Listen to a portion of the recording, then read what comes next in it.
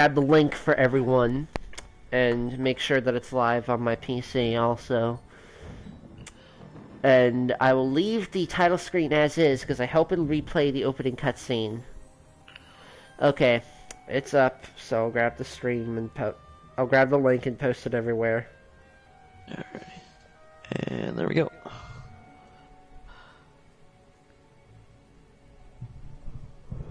Alrighty. Hello, ladies and gentlemen. All none of you. Hey, what's Gucci, my bros? It's Brainshock podcast, the #1 podcast in the world that can't finish any video game they stream. I mean, we did finish Crash 1, but we said, hey, let's do Crash 2, and we never did Crash 2. Aside from one world. Consistency is overrated. I'm just getting the links out to everyone in our Discord server, and to Broken here, who is my co-host, to steal some Call Me Johnny's joke. Yeah. It's just us two right now. I'm the co-host. Okay.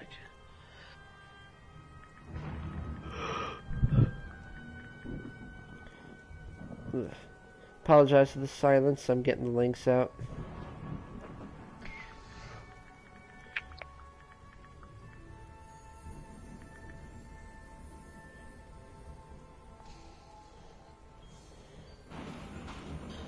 It's not going to play the opening cutscene again, isn't it? Because I've left it at the title screen for a little while now. It may not. I hope not, because there's no way to play that cutscene out here, as far as I'm aware.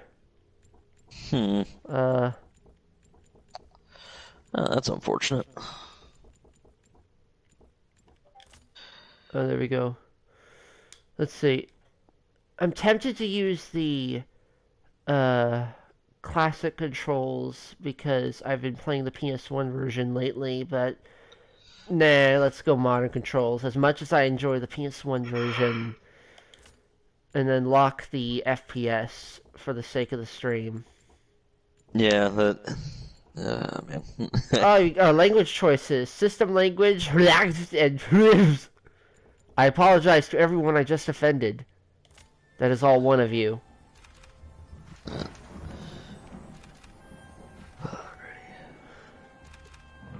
I've heard that when you try to start a new game, you get an extra save file. I hope so, because it was actually a bitch to unlock the PS1 version, and I'd rather not do that side quest again, because that's not a good side quest they make you do.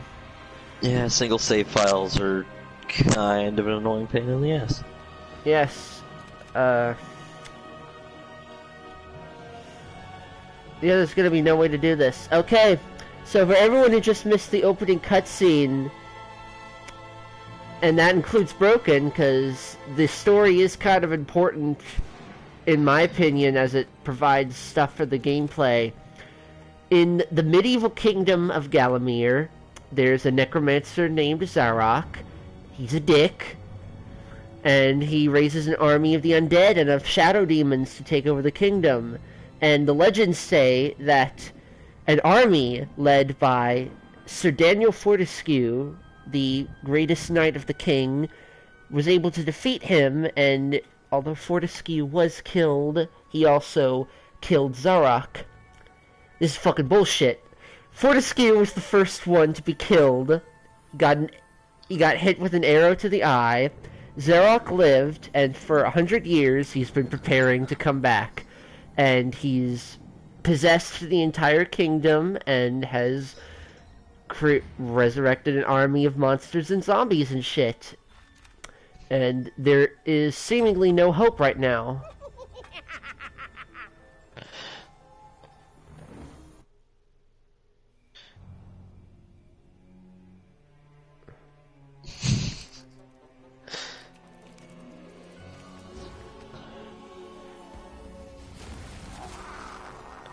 Hello there, Michael Burns. Yes, my boyfriend once again in the chat. I don't know if I'm... He must have friends of his hanging out. I don't know if they'll be watching too, but I'm sure he has the stream open as for support.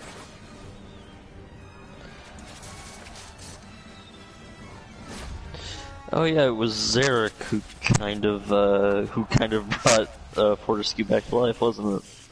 Yes, it was either by accident or he did it on purpose just to beat him again, because he's butthurt that people praise him. Just like everyone is butthurt that people praise Sir Dan. Well, everyone dead at least. Yeah, one of the dangers of leading from the front lines is that you might be one of the first people killed, or in Dan's case, the first person killed.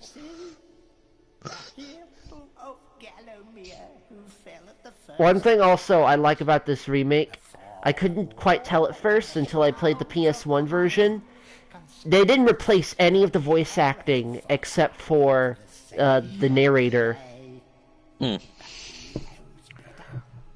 Which is a testament to how good the original voice acting was and how well it aged. Yeah. I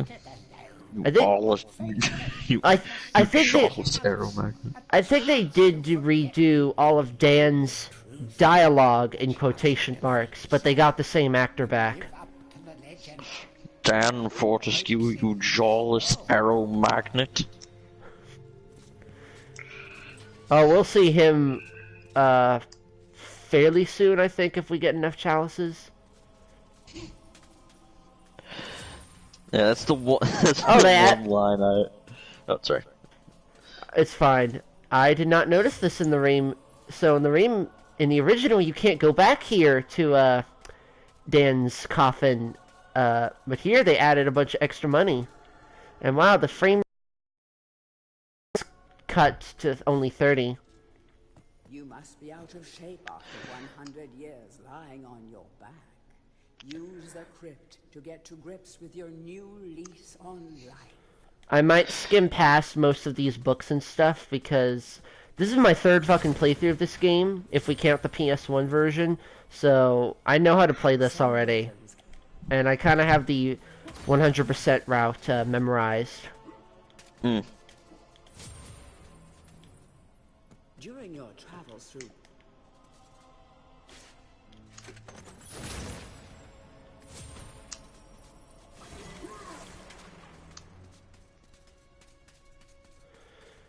What's ironic is that since I played the PS1 version, it's going to take a while to get used to my controls again.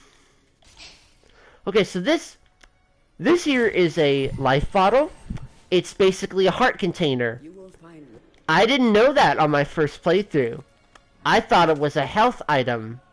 So I didn't find out. And you ignored it. So I didn't find out until way later in the game when it was extremely difficult and I was struggling to play through levels that I missed a shit ton of these items because I thought they were normal health power-ups and not health upgrades. Do you have other healing items in this game, or is it just enemy drops?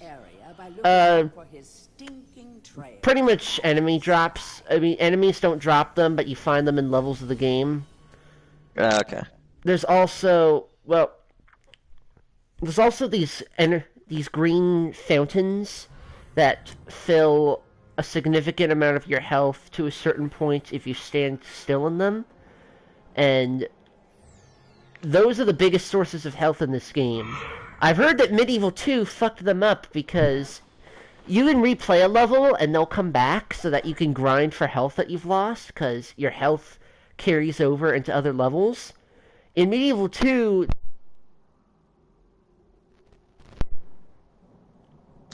you cut out there for a second. Oh. And, what happens in MediEvil 2? If you use them, they go away forever. That's annoying. And I assume your health works the same as it does in MediEvil 1? Yes, it does. I have not played MediEvil 2 to completion. Okay, I'm not liking... somehow when it's locked to 30 FPS, it looks choppier than just playing it normally. Welcome back. Because of the issues I've heard with MediEvil 2, I haven't played that game yet entirely.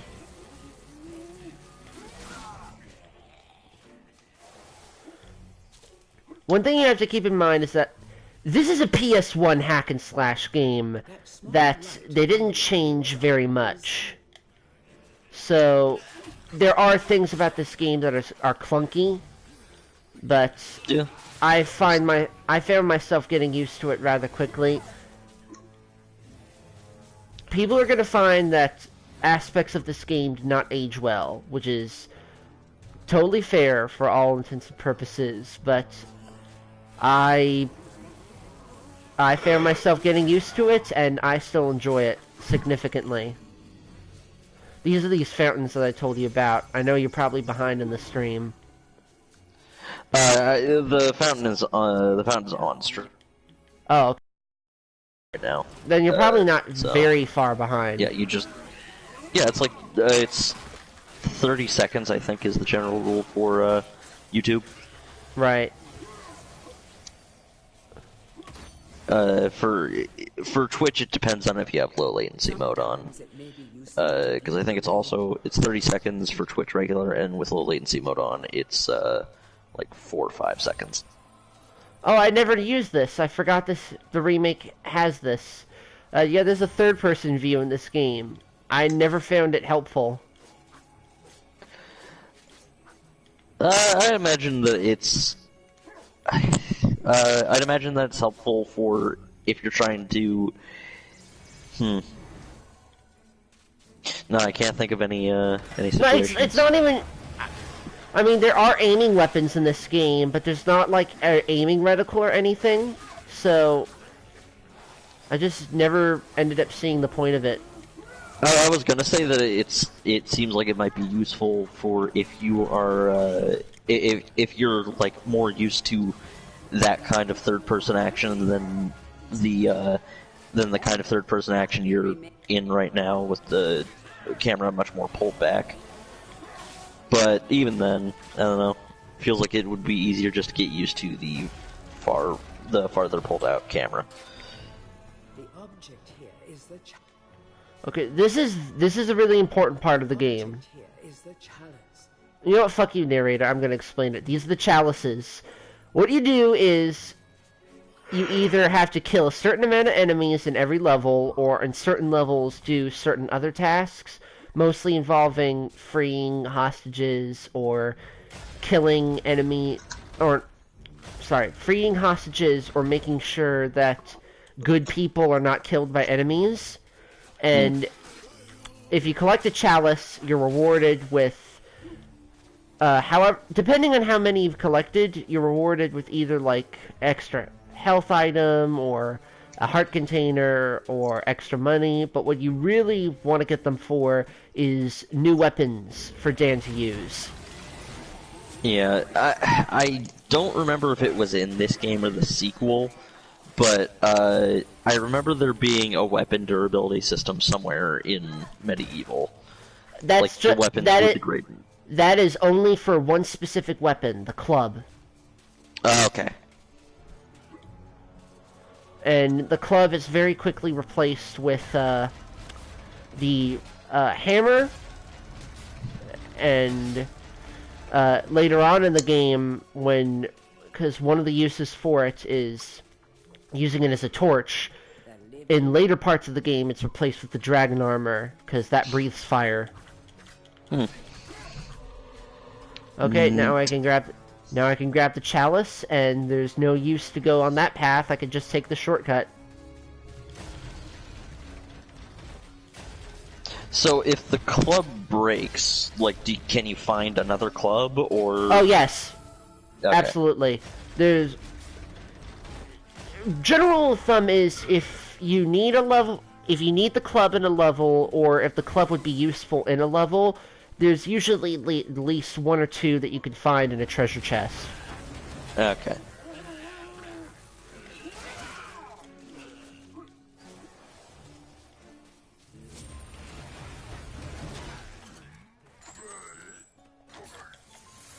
May as well buy some daggers, even though I never used that weapon. Oh, so it's like Ghosts and Goblins. Oh wait, no. Ghosts and Goblins, the dagger is amazing. It's like Castlevania. I just tend not to use the throwing weapons in this game, except for the axe, because the axe, while its rate of fire is very slow, because, you know, it's an axe, you can only have one of them. You have infinite throws.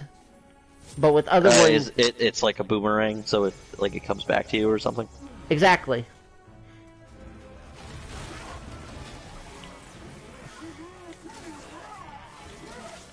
Oops. I only tipped my laptop off the couch.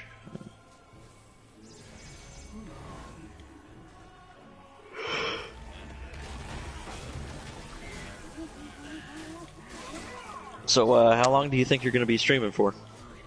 I don't know, as long as we feel like, man. Well, it's Sunday tomorrow, no reason to, Yep. waste time, but that's not the right word. This is a short game. It's not like... I don't see us doing it in a single playthrough unless I, like, really try to speedrun it. Because I do know a lot about this game's routes, but... I figured we'll probably get through, like, half of the game, if not maybe more. Yeah. Man, I can't wait to... unlike you, I don't feel comfortable PS4 streaming. It's just, I don't know. I feel a bit more comfortable having a setup on a computer. So once I actually get my computer upgraded to the point where I can actually stream from it, it's that'll be nice. I feel like I would enjoy streaming. I did actually find a capture card at a pawn shop. The only reason I didn't get it was because it was $25. Not to say that's not a good price, but I couldn't tell if it had everything or not. Welcome to the Hall of Heroes, where the bravest warriors from history spend eternity, feasting, Hello. singing, and arm wrestling. To Bevan, T8Vin. Tatefin. Yeah, he messaged a while ago, but I forgot to reply because we were talking about something regarding the game. To pay homage to the heroes, stand in front of their designated statues and await spiritual guidance. See, we're gonna be seeing this place a lot, the Hall of Heroes. If we get a chalice in every level, we come here after every level in order to claim our new weapon. Oh my god, I didn't know you could do this. The fucking... Do what? The chalices have, like, ragdoll physics. You could knock them off the table. Well, it's not exactly ragdoll physics, but they have, like, they're not just... They're physical objects in the game. They're not just, That's pretty good. I never did. That's gonna be so fun when we have, like, 20 chalices. Oh yeah, that's something that I feel is not necessarily underrated, but like a really cool idea for like a way to show your progression in terms of like money or like special items is just pile them all in a room and let you play around with them. I remember the best example I've ever seen of that in the game is the Way Forward DuckTales remake. You can go back to the money bin? You can fucking swim in the money bin, and it gets bigger and bigger the more money you collect through the game. Oh, that sounds fun. I might have to play DuckTales Remastered on my PC. I'm so glad I picked that up before it disappeared. Thankfully, I already had it. I had both a copy on my Wii U, and so Amazon used to have a thing where they would offer paid apps or modified versions of free-to-play apps for Android for free. Like, the stipulation being, based on how much you play the game, Amazon will pay the game developers. Because it's Amazon. They have a shit ton of money. And one of the games, like, surprisingly a lot of console ports in that selection. Because I got Sonic CD, I got DuckTales Remastered, I got Castle of Illusion before that got taken down and then put back up again. And they even had Knights of the Old Republic, like the mobile version. Okay, I was gonna say that's like that was really cool until you said it was the mobile version, which I haven't heard anything bad about the mobile version, but I haven't heard anything about the mobile version. So I mean, I prefer it to the Steam version, if only because I had trouble getting it to run with the right aspect ratio on my PC back when I first got the game. I still need to play that someday. So, even from the shackles of death, my old enemy pursues me. You're too late, Fortescue. Already my army has risen from the grave. You will never leave this necropolis. I can't remember if it was this game or MediEvil 2, but I remember like the villain of one of the games has a Cockney accent that he tries to hide because he's like ashamed of his low birth or something.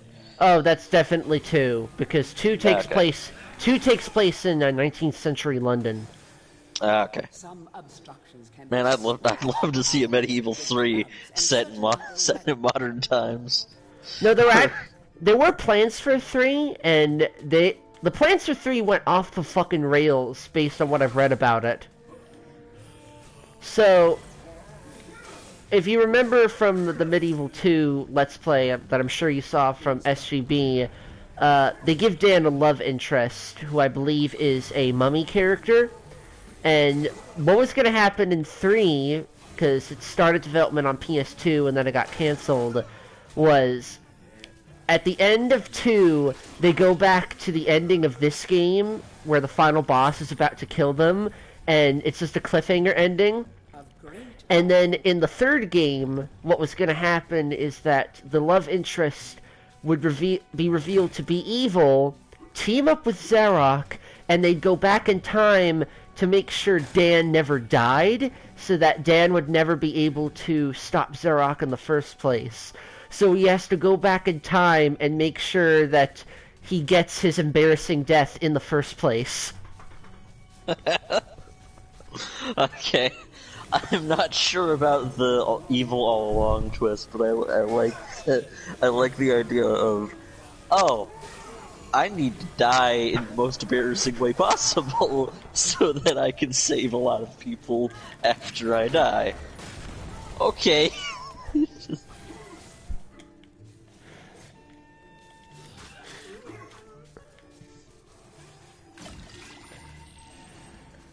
Oh man. But still just giggling about imagining Dan Fortescue in the modern times, or sometime in the future. He was in that one Smash Brothers game that Sony made, but unfortunately I heard he was the shittiest character in the game.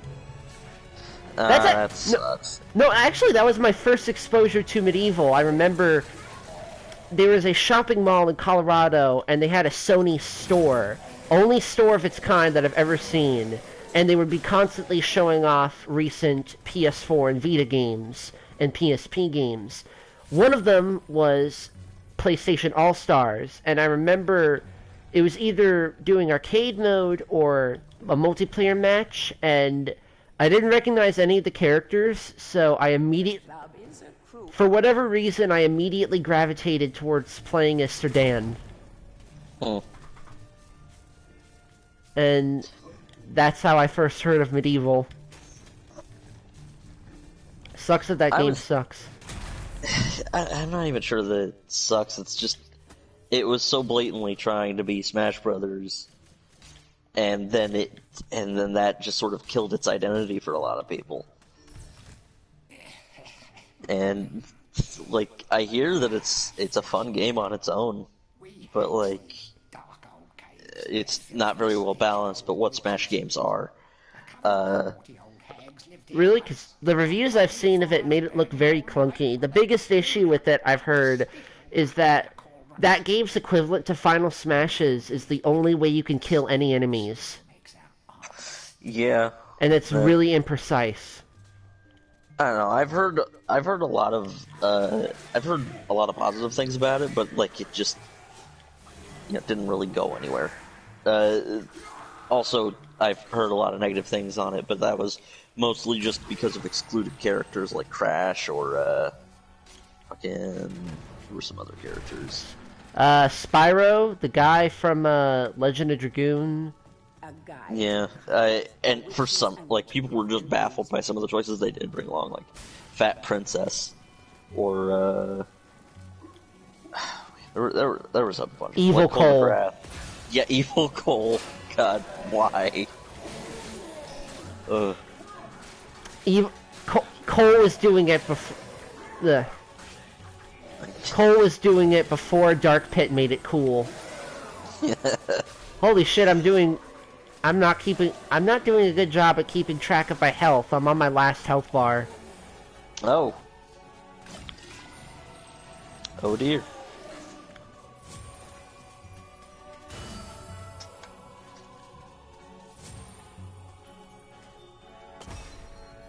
No, another thing about this game too is that there's a secret level, and there's certain items that you can only get if you have other items that you need to get by exploring previous levels.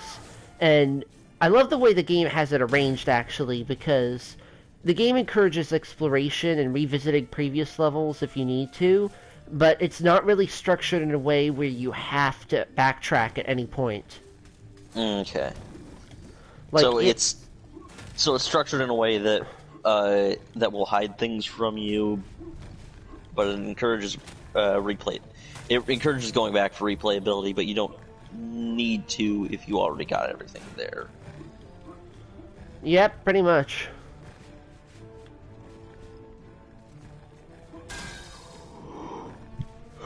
Sorry if you hear me yawning. I've not been getting good sleep lately. It's one of the reasons is partially because of Indivisible, as I explained a couple days ago. Right, but, you explained that in our server. Yeah, but like the other reason is just I've been just getting to bed late. I've been staying up watching videos on the internet, and then oops, it's 12:30 at night, and I don't get to sleep until like 1:30. I'm kind of in the same boat, but at least I can sleep in because I'm not in college for another 2 weeks. Not 2 weeks, another week. Yeah, I'm out of college for the next 2 weeks. Speaking of which, I should probably check WebAdvisor. Yeah, I've already basically pre-ordered my textbooks. Luckily, I think this is the last class I need before I transfer out. Oh, neat. But what are you majoring in, by the way? Game design. I'm gonna be. Yeah, I'm in humanities at my current community college, and then I'm gonna be transferring to UC Santa Cruz and majoring in game design. Very nice. I was in computer science, and I was going to use that to branch off into game stuff, but I mean, maybe you had a bad experience with a class. Sure. Not well, yeah. I had a bad experience with the class, but also I don't like programming very much. And even if I could give it a chance to get better at it, the problem with that is that the STEM division at my school is not very good and is very badly mismanaged.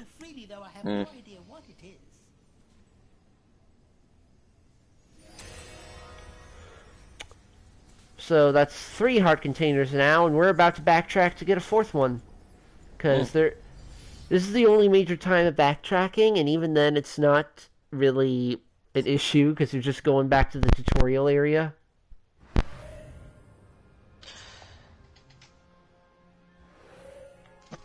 Alrighty.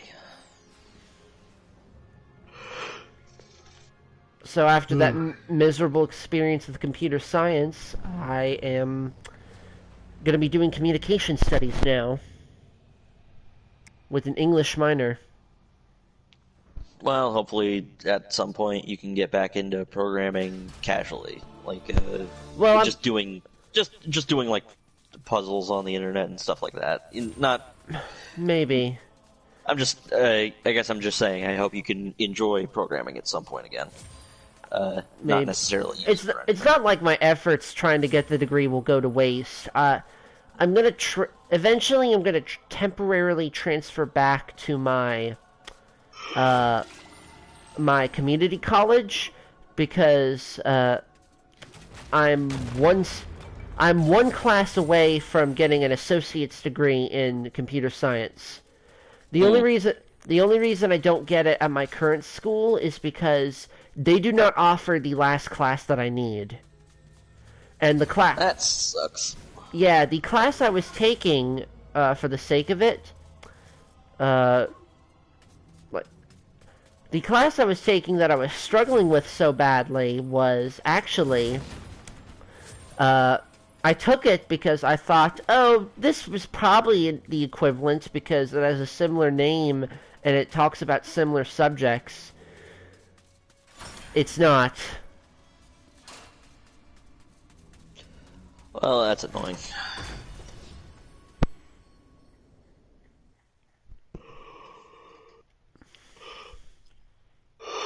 But other than that, how has the holiday break been treating you?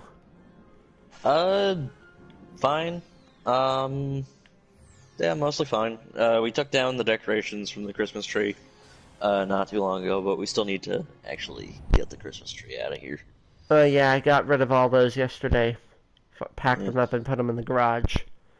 Not sure if the lights are still up for us. I'm not sure if the outdoor lights are still up for us. But either way, I am. It was a average Christmas. Got a lot of clothes, which I'm not complaining about. I'm so happy that I got more socks because my socks are either too big for my feet at this point because they got stretched out, or they're too small and they're uncomfortable.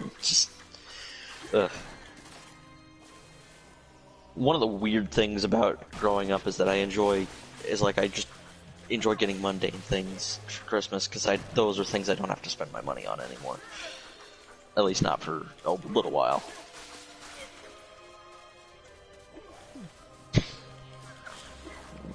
I'm sorry if it seems like I'm immediately changing the subject, but this is my favorite fucking track in the game. I love this game's soundtrack. Give me a second. I'm gonna mute and listen to the stream so I can actually listen to it. Then I'll be quiet then.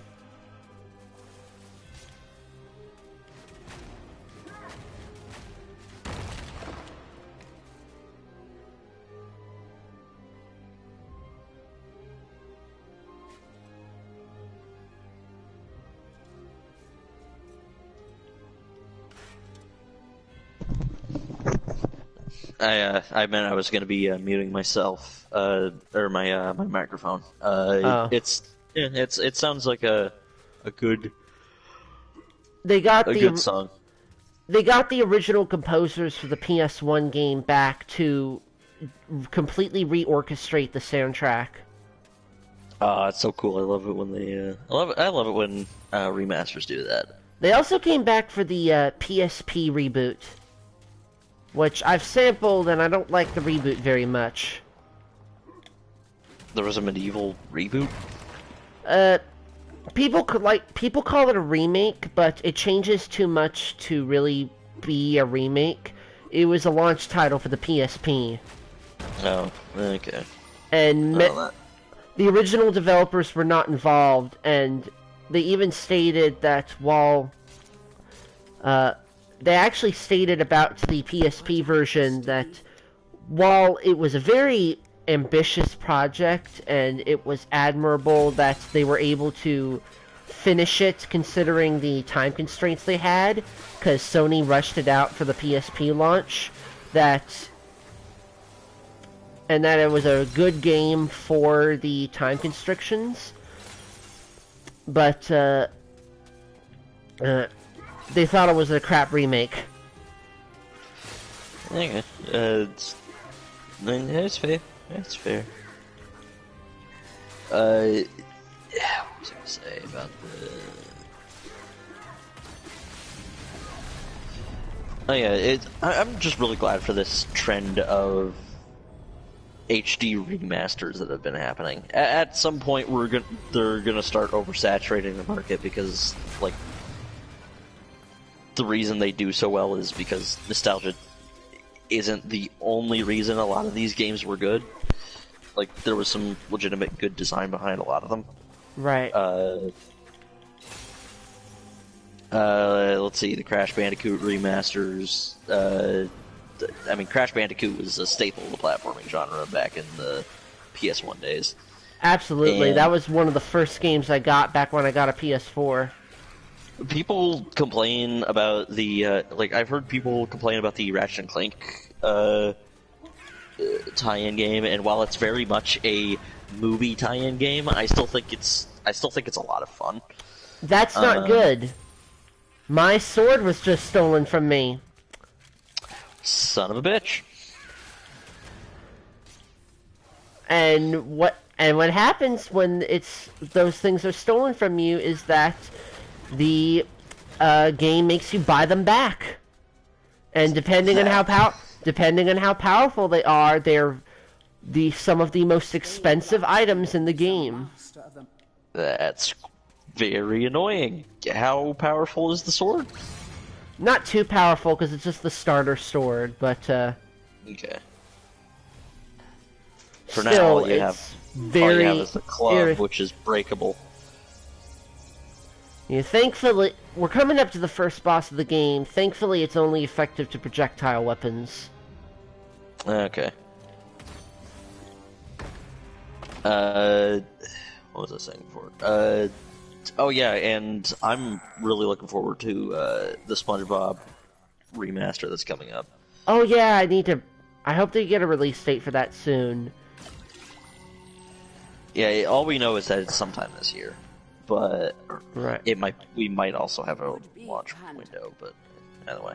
I hope we get I hope we get news also, because THQ is also doing a remaster of Destroy All Humans. I hope we get more news on that. Yeah.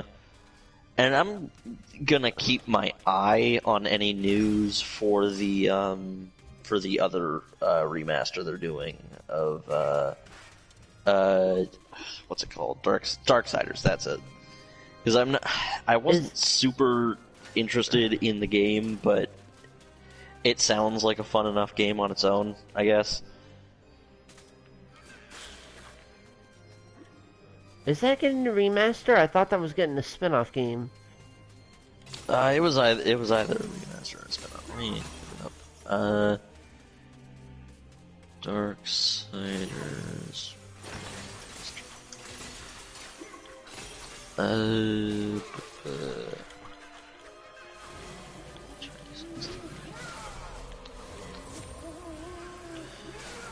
War Mastered. That was on 2016, 15. There's Teenage. It's 2019. Oh, okay. Yeah. It was just a. Never mind. It was just a Diablo-style spin-off. You were right. Okay, because I remember that. I only reason I remembered that is because that SpongeBob and Destroy All Humans all got announced within a day of each other by not Ubisoft, by THQ. THQ Nordic, yeah.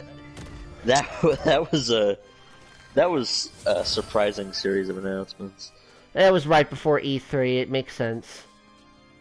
Well, it's not so much like the facts of when they were announced, it was just like what was announced. Because Destroy All Humans and SpongeBob SquarePants were like they're known for being like whenever you bring them up, somebody's gonna be like, oh yeah, that game, that was fun. No one's really clamoring for a remaster of them, but I was surprised by the fact that it got a remaster, or they both got remasters, because again, they're just those sorts of games that you would remember fondly, but you wouldn't really clamor for a remaster of. and B, like, just how much positive response came from the announcements of those remasters. It doesn't hurt that the Destroy All Humans trailer was really good. That is possibly my favorite reveal trailer for any video game. I love that. I just love the idea of he hypnotizes everyone into a dance party. And the fucking soundtrack is by Rammstein. I think that was the band's name, right? I know that it's called ILOVEVHS.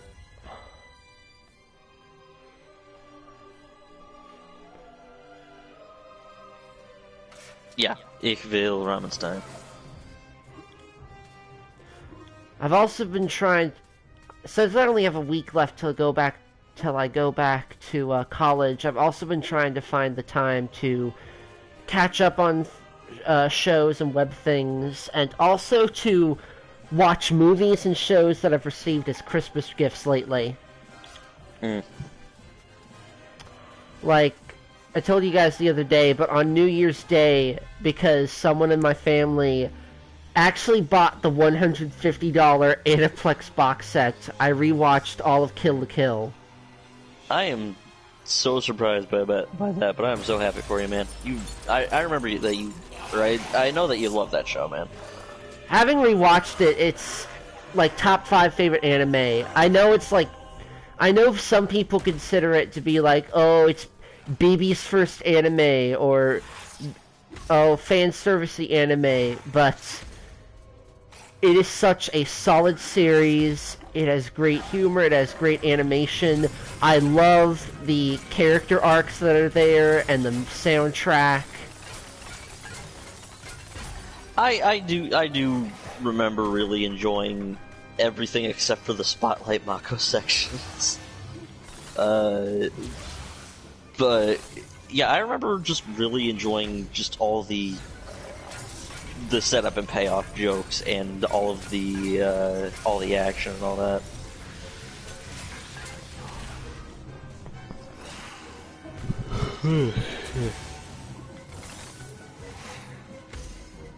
And it's too bad that the story for the fighting game ended up sucking the big one. I remember that was disappointing, but I can't remember why exactly. Like So, it was, they were selling the game on the concept that it was an AU where Satsuki became the main protagonist. And that's not what the game was at all. It was... I mean, it tries to make it look like that, but it's way too simple and...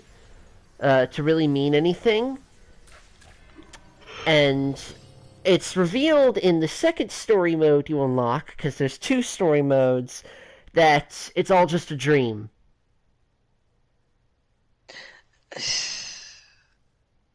okay. Like, and it's a stupid fucking explanation, because it doesn't really make sense in the context of the show. It's explained that, like,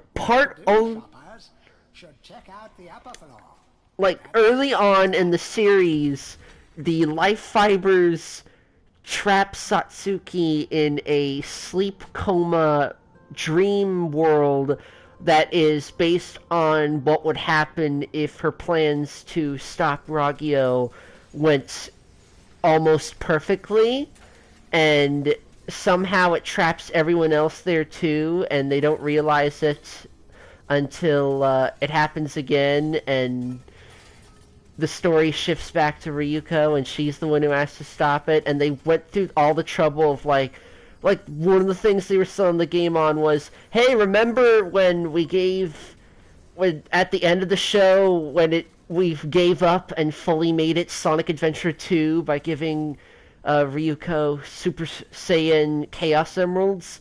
We did that for Satsuki too. And then at the end of the game, like the actual final boss, you're just Ryuko's Super Saiyan form anyway. Huh. Also, it was a fighting game that wasn't worth $60. Yeah, that sucks. Yeah, it's already dropping down to like $20 when it's on sale. For that price, it's fairly good. And they did really... It's also a very small roster, but to be fair, they did release a couple of DLC characters.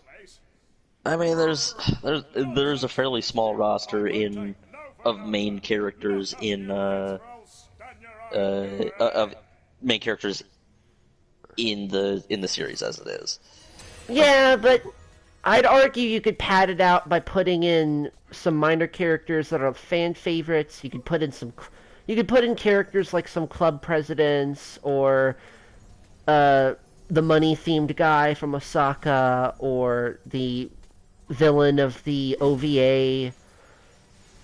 And so few of them are in the game anyway. When you buy the game initially, like, when the game first came out, it was Ryuko and Satsuki, and they both had two versions because Goku Syndrome, the Elite Four, Nui, and Ragyo. And since then, the only other characters they've added have been Mako and the two dudes from New to Speech and the DTR.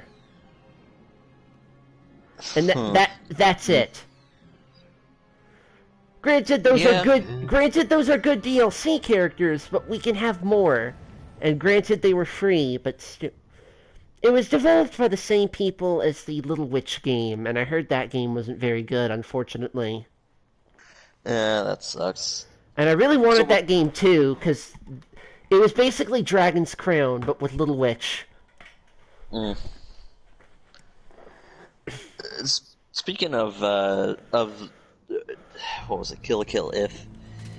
Did that end up being animated anything like Dragon Ball Fighters, like people were speculating, or was it like? It's a 3D fighting game, but I mean, it's no it's no Dragon Ball Fighters, but it comes close in terms of presentation.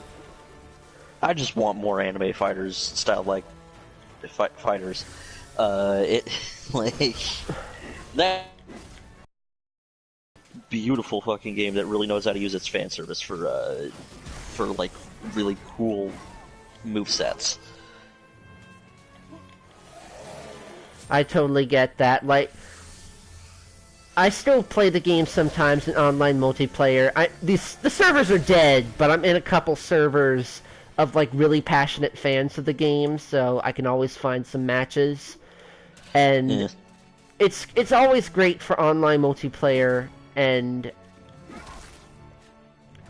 when I first played the game at launch and was playing through story mode and realizing how much of a waste it was, at the same time, I fucking adored the game's presentation and all the little nods it had to the series. The title screen is based on the first anime OP. The loading symbol is from the No Tardies episode, where where Ryuko's stuck in her pajamas and the rest of Mako's family keeps trying to deliver Senkets to her, and the loading symbol is the dog carrying him, and it's the exact animation, and it's fucking great, the attention to detail they had just for presentation's sake. At the same time, though, now that I've watched the series again, I also realized that there are lots of really good moves and abilities in the series that are never even mentioned in the game. Does what was it, Satsuki? Does Satsuki have that move where she gets up really close to the enemy and just taps them with the hilt of her sword and they go flying? Yes, actually. But like, the biggest example I could think of is during the Naturals election arc.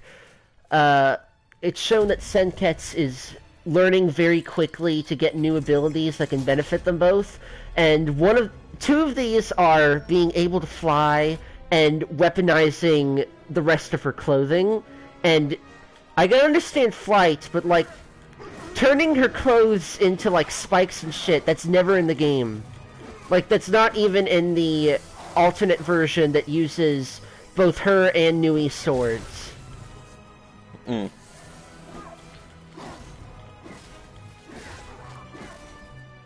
And that's another thing too. The Elite Four, they only use the initial versions of their Goku uniforms. They never use the upgraded versions from later episodes of the show. I would have fucking loved it if they, I'm not sure where this was, or what fighting game this was, but at one point in a fighting game, fairly recently, added playable character was a tank, like with a skull for a face. That is BlazBlue Cross Tag Battle. They added character. I don't remember the exact name of the game, but it's from a fighting game where that tank was a playable character. Yeah, no, I could imagine the pink-haired girl who's obsessed with Satsuki. I could imagine her having a later version of her Goku uniform just being like that. What's weird is that Nonon's Goku uniforms, most of them are like that, and her first one was like that, but in the game, that's not there at all. It's just the outfit that she wears for some reason. Honestly, I would have... Another thing I would... do they play around with the security guys, not obsession, like the running animation gag of him being of variable size? Like, sometimes he's the size of a goddamn mountain. And sometimes he's just the size of a slightly large student. I was about to say no, but then I remembered I think some of Gamagori's moves in gameplay do that. Because I was going to say, like, maybe in cutscenes, but not in gameplay. But I think he has moves that do that!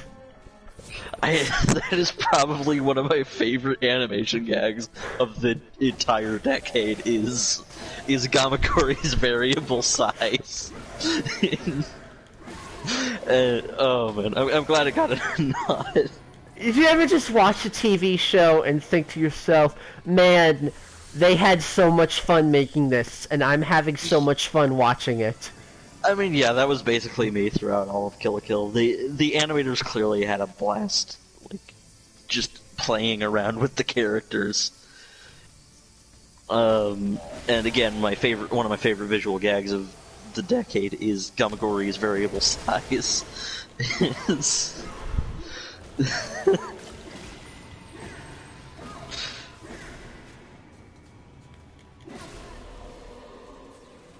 I even remember way back when people were... I remember way back on 4chan when people were still speculating about the game. People were so desperate for extra characters that not only were they suggesting minor characters, but they were like, oh, get characters from Little Witch or Luluco, or get the rights to have Panty and Stocking as guests. And as much as I would love that, they're never gonna do that. That game's pretty much dead.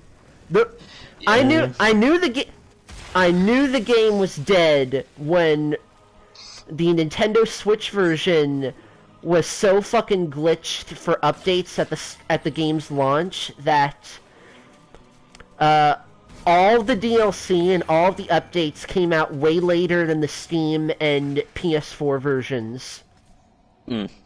Like the DLC characters, Mako and the DTR, they came out a month later on the Switch version.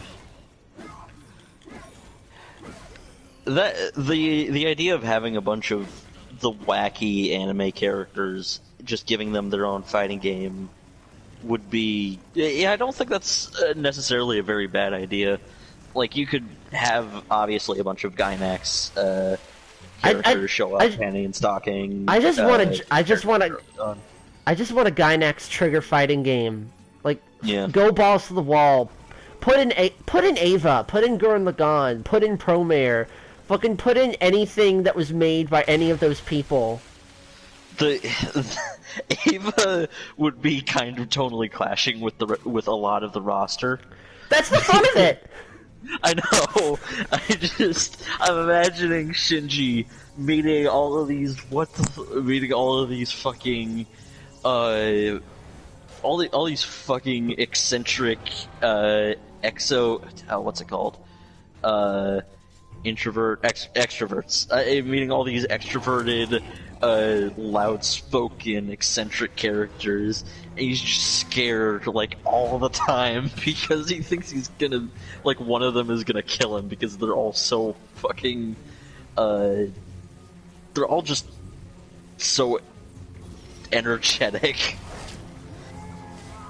The end of Evangelion, and the end of Evangelion, except Inferno Cop saves the day. Like, literally at the last moment, he shows up, shoots something with his gun, and then the universe is perfectly saved. And and everyone's mental problems are gone. Oh hey, that's Pumpkin Queen in chat. Oh hey, Pumpkin Queen. It's not even just like there's a bright light and sound effect like whoosh where everything fixed. No, there's a gunshot and then everything's just it cuts to a different thing. The oceans are blue. The oceans are blue. The fucking the second what was it? The second impact never happened. Everyone's fine. No mental issues. Shinji's mom is alive for some reason, and so is Rei for some reason. Oh my god. I wish I had YouTube editing skills, cause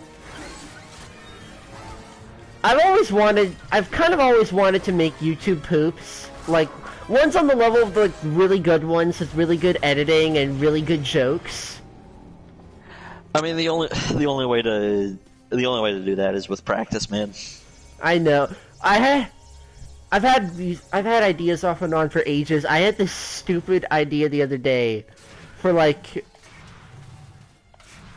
it's not even a full YouTube poop. It'd be like in a series of vignettes of here are these little YouTube poops that are not good enough to be full poops, and it's like a little sketch series. This one I had was it's the alternate happier ending to Kill la Kill. It's like the last episode after Ragyo dies, and Senkat sacrifices himself so that Ryuko won't burn up in the atmosphere, and then I just edit in the end of Toy Story. Woody and Buzz fly and catch them, and the rest of it is some DuckTales, the Moon, 8-bit meme of them flying, and it's all these characters reacting to it, like they fly by the rocket from Wallace and Gromit.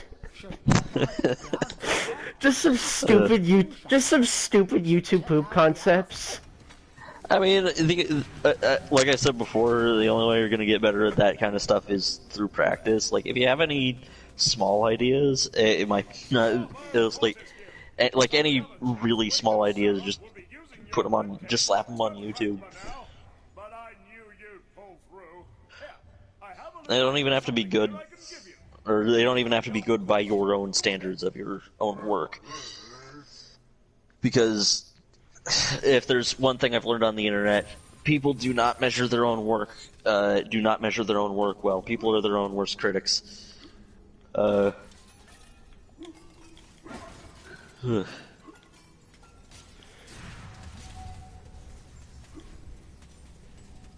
man, oh what? I just read Ed's comment.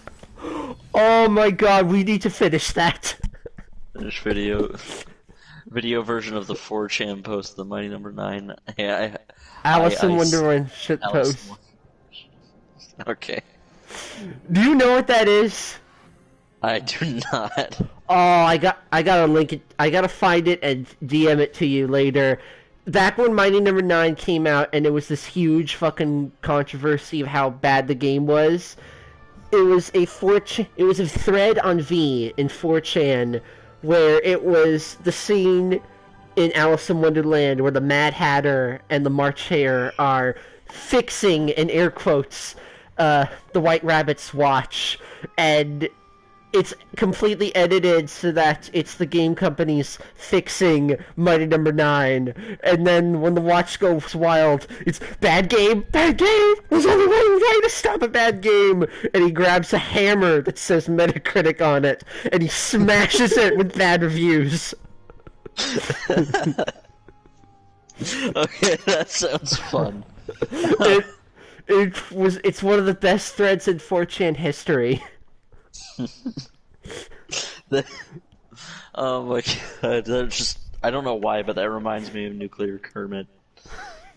Oh, Nuclear, I was in that when that happened. Oh my god. Yeah, I still have the Nuclear Kermit pictures somewhere on my... I need to take my entire...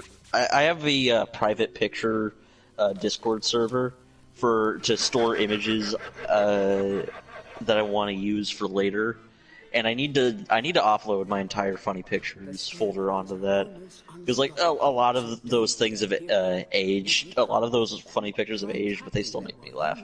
Like the GIF of Thomas the Tank Engine turning into a giant robot and then beating the shit out of a semi-truck. Oh yeah, the one with the SMFM video of that. Yeah, I still love that video. Yeah, I still love that GIF, even if it's not like, even if it is like old and overused. Oh, you can just DM it to one of us later, Ed. Yeah.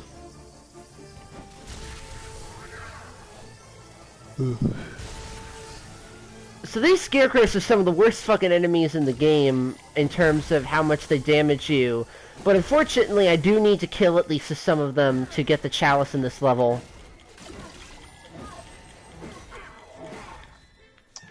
There we go.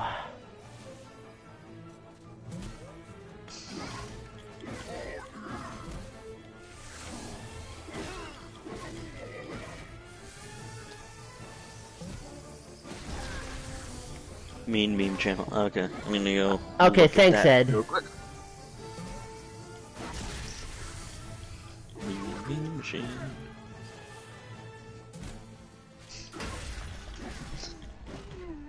Okay, I need to...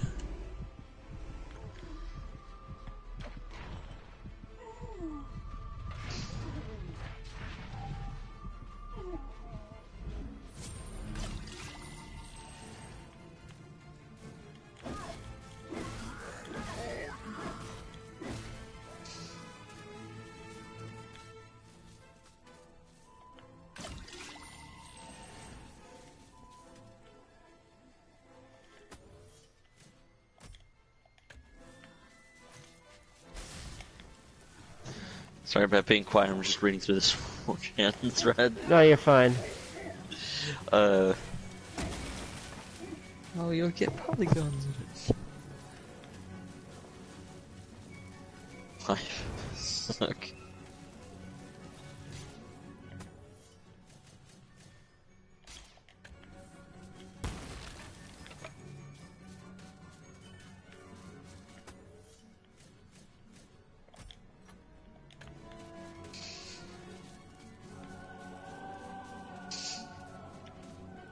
Just double checking for health and stuff, because my health got really bad there for a second.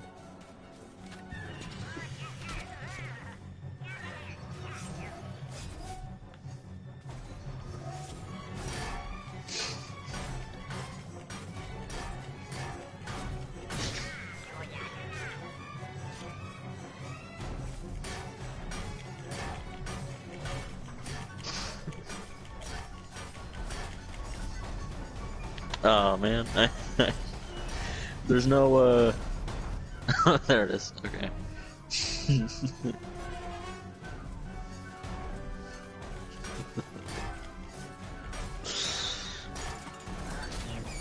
That was funny. Thank you for sending that to us, Ed. It's such a fucking classic. Maverick and I, that's a favorite of ours. We always lose it to that one. As 4chan alumni.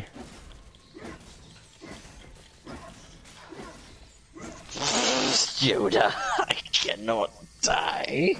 Why not? Death is a concept invented by the Jedi. I don't even know how to spell it. I know, I'm just kidding. I was just joking. Now, just let me lie here. I will use the Force to heal my broken body. Take well that will. You be quiet. I fucking love that video. That's on the level of the family simp at how well it predicted the events of a movie or a show. It's actually incredible. Okay, so the order of canon goes, let's see, episode 1, 2, 3, A New Hope, Empire Strikes Back, Return of the Jedi, Force Awakens, The Last Jedi, and then Palpatine's Journey, right? Unironically, a better ending to Star Wars than Rise of Skywalker. Yeah, I enjoyed Rise of Skywalker like a lot, but it felt very hollow the whole time I was watching it. Not to mention that finale is. I'd rewatch. I would rewatch it. Yoda's Bar Mitzvah. Okay, now that's a fan animation I want to see now.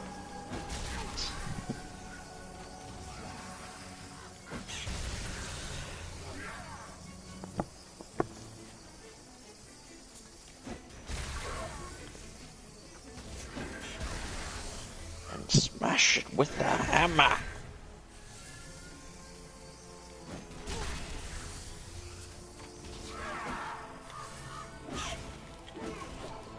Did I do this? Okay.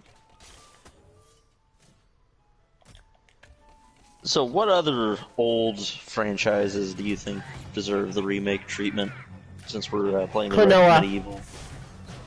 We've been getting rumors. We've been getting rumors of a Klonoa remake, in the style of the Katamari Damacy Switch remake for a while now, and I hope to God they're true. Honestly, I was kind of hoping for an announcement during the Game Awards. I know that's silly, but the Game Awards were on the same day as Klonoa's anniversary. So I kind of figured if there was any time to actually announce something, that was the time. I'd imagine for something like Klonoa, they'd want to announce it as close as possible to the well, not as close as possible, but as close as is sensible to the actual release date. Because Klonoa, as good of a franchise as it might be, I haven't actually played it. It's not very well known, so they'd want to keep it in the cultural short-term memory as much as possible.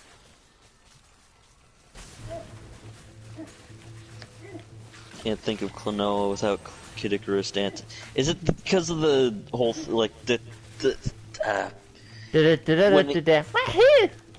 yeah, that one.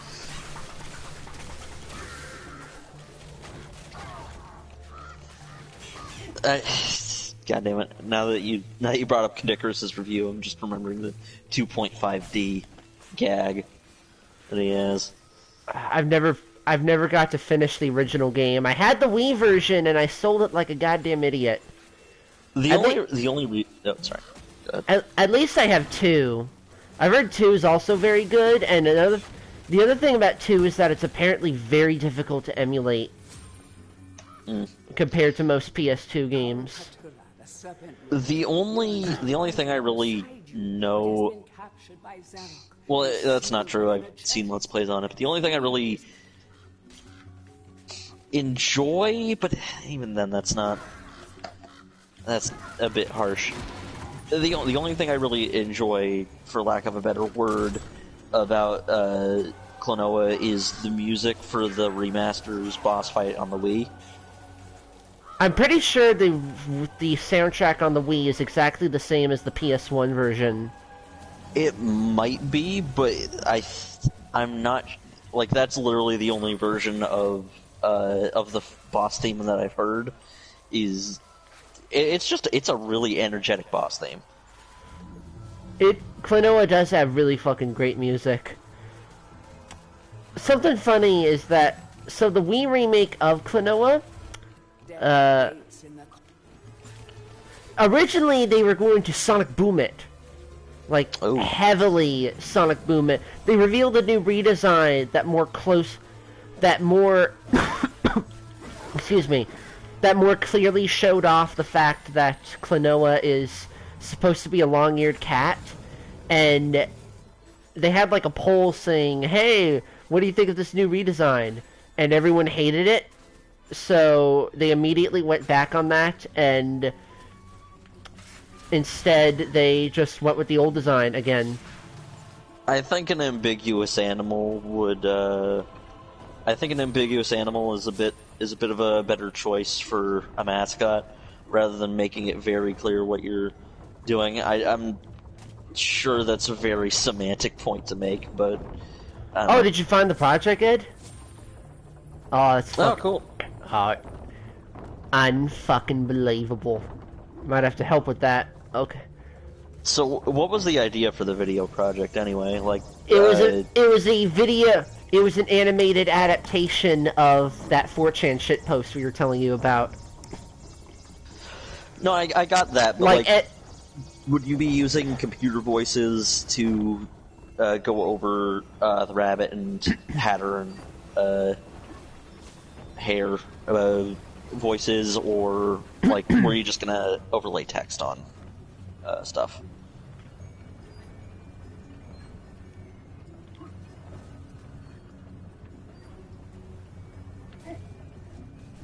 Hello? Oh, subtitles. Okay.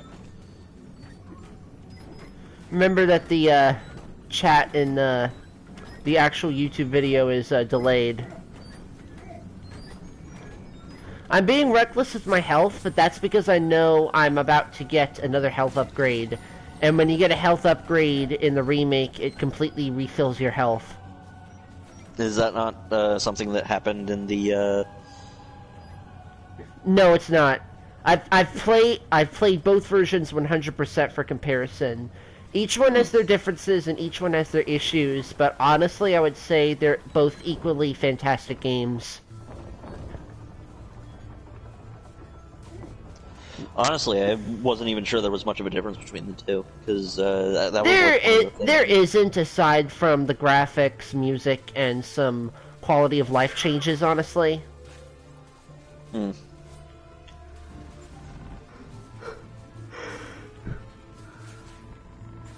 Computer shuts down. Don't think you can render it anymore. Computer shuts down because of overheating. Jesus Christ. Man. I'm sorry.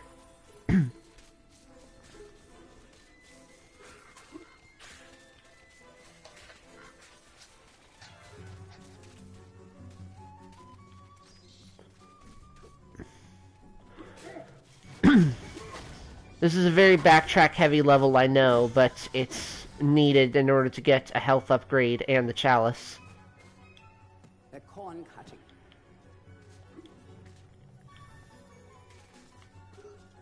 So I've been replaying Spider-Man PS4, and I forgot how much of a fantastic game that is. I never finished that game. I want to buy the DLC when it goes on sale, because I never got the Game of the Year edition. I just got the original version. When the DLC goes on sale, I need to get it, and then I'm going to restart the game and try to get 100%, because that's how much I was enjoying it. It's a lot of fun to 100%. It's got, if at a certain point it does start feeling a little bit like busy work, but even then, that's not necessarily a bad thing in the game's context. it feels like, and I can't believe I'm saying this, it makes you feel like you're Spider-Man. I fucking hate that became a meme, because it's just a really good way of describing how Spider-Man PS4 feels. I mean, sorry. No, you go ahead. I mean, I've sort of been playing a Marvel game, but it's not as wide open as Spider-Man. I've been playing the new Ultimate Alliance on my Switch off and on. I've never been all that interested in Ultimate Alliance. How is that game? It's fine. It's pretty general beat 'em up. It'd be better in multiplayer, but unfortunately the online seems to be dead right now. That sucks. I do know at least a couple people that own the game, so I could get some multiplayer games in with them sometime. I hope I get to really enjoying it though, because there's a lot of DLC that they're making, like DLC campaigns and characters, and I'd rather not buy it until I can confirm that I'm really enjoying the game. Pumpkin gorge, dead ahead. Sweet together, Mia's favorite side dish. Step in and understand the true horror of fruit gone bad.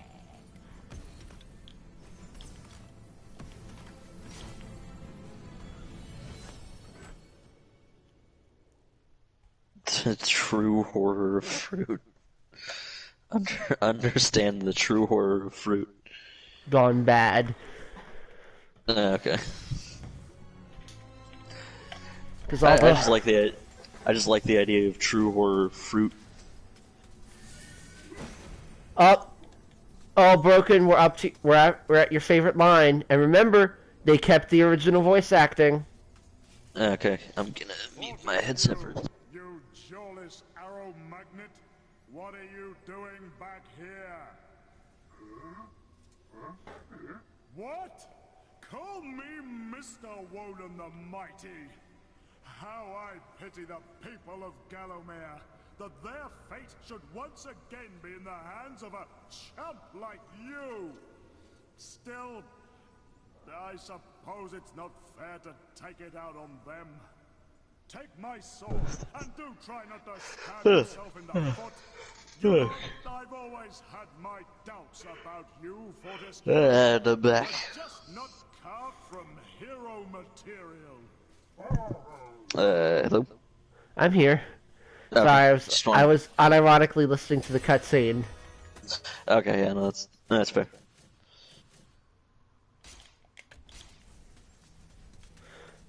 Oh, they start me out with a fully magic sword, except the problem is that the magic on the magic sword is, it runs on a time limit, so it's just wasting my power on the sword. I never really powered up very much, because towards the end of the game, you just get the best sword in the game.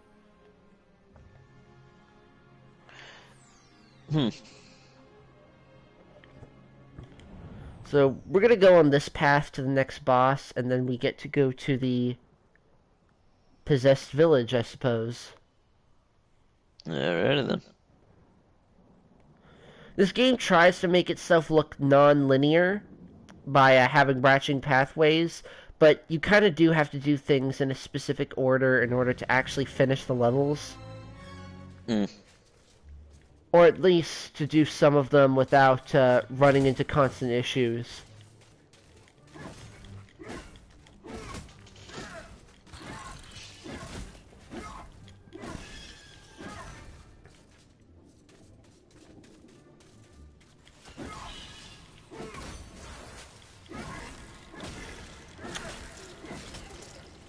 So I mentioned earlier I've been re-watching Christmas gifts of mine, like that Kill la Kill set and stuff. Yesterday I watched a movie I bought on impulse for Black Friday, and it is one of the best fucking crossovers I've ever seen in terms of actually using the material from both sources to its full potential in crossing over. And that would be the Batman versus the Ninja Turtles movie that they released direct to video. Okay, yeah, that makes sense, because I remember hearing that, yeah, it's kind of funny that, that Batman shows Raphael where his parents died, but I also heard, yeah, no, this is actually a really good story that you should pick up if you get the chance. Oh, I'm glad to hear that the... Oh, actually, funny you should say that. The movie is actually mostly an original story. Really? It takes cues from the comics, because indeed the comics are really fucking good from what I've read of them, but it also has a lot of original ideas that it uses. Oh, that's interesting. So I suppose I should pick up the books and the... I mean, I got it for $8 on Black Friday, the movie. It's such a great fucking movie, because... I mean, it's just fucking fun as both a DC fan and a Ninja Turtles fan to see the characters interacting and fighting each other and things like that. But it really uses the characters and items from each property to its full potential. Yeah. Like a big... I think it's in the comics too, but the movie does way crazier things with it. So in the... Of course, in most of the Ninja Turtles continuities, the Turtles and Splinter were created because of a mutagen that combines animals and humans, or makes hybrids of what a human and whatever the last animal they've encountered was. Things like that. Yeah. In the comic, but mostly in the movie, they use that to mutate all of Arkham Asylum. Yeah, I saw that in it. Well, I sort of saw that in a. I saw the implications of that in a bunch of clips I've seen of TMNT Cross Batman.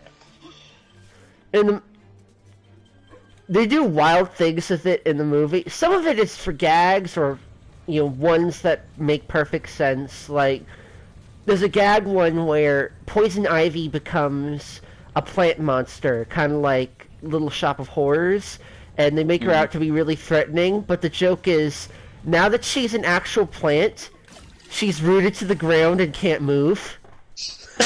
So Robin, Mikey, and Raphael just like tiptoe past her. Oh my god. Yeah, sorry, go ahead. But the big thing they do with it in the movie that I don't think they do in the comic is that... So the evil plan that Ra's al Ghul and the Shredder have is... Ra's wants to take over with the League of Assassins. He wants to take over Gotham City, and he's going to do it by driving the entire city insane by using a mixture of both the Ninja Turtles mutagen and the Joker venom. And it just makes insane animal monsters, and they actually test it out on Batman, and he temporarily turns into a version of Man-Bat. That's an interesting way to involve. Wait, does Man-Bat actually show up in the story, or is it just Bruce as? It's Bruce. I say Man-Bat because that's what I immediately think of. I think it's actually an homage to the universe where Batman's turned into a vampire. They did like a couple graphic novels based on that concept. I think those graphic novels are the inspiration for Batman vs. Dracula, based on the Batman series. It'd be hilarious if Man-Bat showed up and he gets exposed to the chemical and turns back into a human. Oh, and there's also... I apologize to chat for spoilers, but I know Broken doesn't care for spoilers. There's a post-credits scene where they do the thing where Shredder, he's obviously killed off, but it's the Shredder, so he's gonna come back, like in the movies and like in the cartoon and stuff. What happens to him, though, is that the way he dies is that he seemingly is trapped in an exploding Ace Chemicals factory. Can you see where this is going? Kind of. The post-credit scene has Shredder alive, but he's been mutated to become a combination of the Shredder and the Joker. Oh, God. Okay. Like he's mutated to become like the Joker. He has the fucking clown skin, he's gone insane. All that shit. Okay. What was I gonna say? Something about... I know it's purely for fucking fan shock value, but it's legit awesome, and it's just it's a fun fucking movie. Yeah, I hear that. Something else DC related that's been surprisingly a lot of fun has been the Harley Quinn series. Like, the first 6 episodes have been a lot of fun. I have not been watching that, because I've heard mixed things, and I don't know if I want to watch it yet. I probably will at some point. I'm what it is I'm probably going to wait for a DVD, because it's DC Universe. Oh, yeah, no, I mean, obviously I could pirate it, but I know they do DVDs of that stuff, because they've done DVDs of Doom Patrol and Titans and stuff. I mean, obviously I could pirate it as well, but I've just been mooching off of a friend who has DC Universe. Sure, yeah, let's go with that. Yes. It's a good thing that my trusted friend recently got a Disney Plus account so that I can finally watch the finished first season of The Mandalorian, because people have been telling me to watch that, and now I can easily, legally watch it. Yeah. Anyway, I really like the Harley Quinn series because it's a bit blatant in its messaging, but it's... Okay, so you know those movies about a woman in the working world where she's like constantly dealing with a bunch of shit? It's basically that. It's a rags to riches sort of story where Harley Quinn is trying to get into the Legion of Doom, and it's just her misadventures with getting a gang together and separating from the Joker and just trying to make it in the villain world, and it's all very... At one point there's this pretty blatant allegory for having a sex life, or for having a partner, where it's your where your nemesis is used in place of your partner. So it's really weirdly charged. So it ripped off the Lego Batman movie. Okay. Kind of, but Harley Quinn tries to become nemesis with everyone, including Superman, Batman, and none of them take her seriously except for Damian Wayne. And so Harley Quinn's constantly like, no, I don't want a fucking kid as my nemesis. And the punchline to this entire allegory is fucking hilarious, because they have this very, very, very blatant conversation in the Batcave. Batman and Damian, I've seen the clip of the ending to this arc. I've seen this clip. Yeah, I fucking love it. I saw it without context, and I'm thinking to myself, what the fuck is this show? What the fuck are they going on about? I made you a grilled cheese sandwich. You didn't make that. Alfred made that. I made it. I made him make it. Oh, the other great thing about Batman vs. Ninja Turtles, Batman says pizza time. Oh, that's awesome. Pizza time. Oh, okay, so the reason... Sorry to sidetrack, but something I gotta tell you that's amazing. The reason Maverick has not been active in Brainshock lately is because he's in New York right now, and primarily for MagFest, but he also went out to eat the other day at Joe's Pizza, which is the pizzeria that they filmed in Spider-Man 2. Oh, cool. He got to eat the memes. Yeah. Going back to Harley Quinn for like just half a second, it has probably one of my favorite depictions of Jim Gordon. He is at the end of his rope. He's sleep deprived. His marriage is loveless. He's like, and he's barely even a functional cop anymore. And he's just, you can tell that he's about one day away from just fucking quitting policing altogether. And it's just seeing Jim Gordon be a high-strung, edge-of-his-seat sort of cop. Edge of a seat, I have too much shit on my plate sort of cop is just fucking hilarious to me. Because he's been shown to be this hyper-competent police chief the entire... Like, for a long time he's been the hyper-competent police chief, and now he's just, like... He's barely holding it together. It's still not going to beat 4chan's interpretation, and that's all I'm going to say about that. Because we don't need that type of humor in this stream. Okay, I might ask you about that later if I remember or care. It's really... It's black humor as... It's black humor if there ever was the blackest of black humors. Oh, and Jim Gordon has no, never mind. I just really recommend the Harley Quinn series for anyone. Just keep in mind it's just a comedy. So I'll probably look into it fairly soon. Yeah.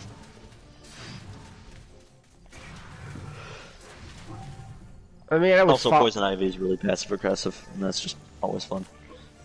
Anyway, go ahead. I mean, I like a lot of DC animated things anyway, so I was kind of following it off and on as it was getting developed. So I'll probably get to it sometime. Mm. And again, this is someone who has not watched all of Teen Titans, even though he's been gifted the complete box set of Teen Titans months ago. Come on, your boyfriend...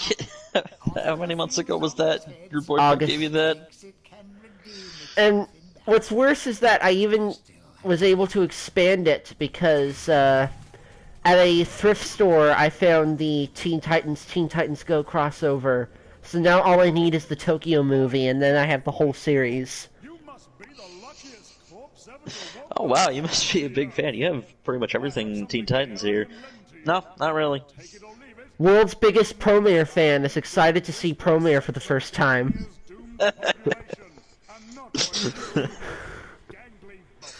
Oh my god.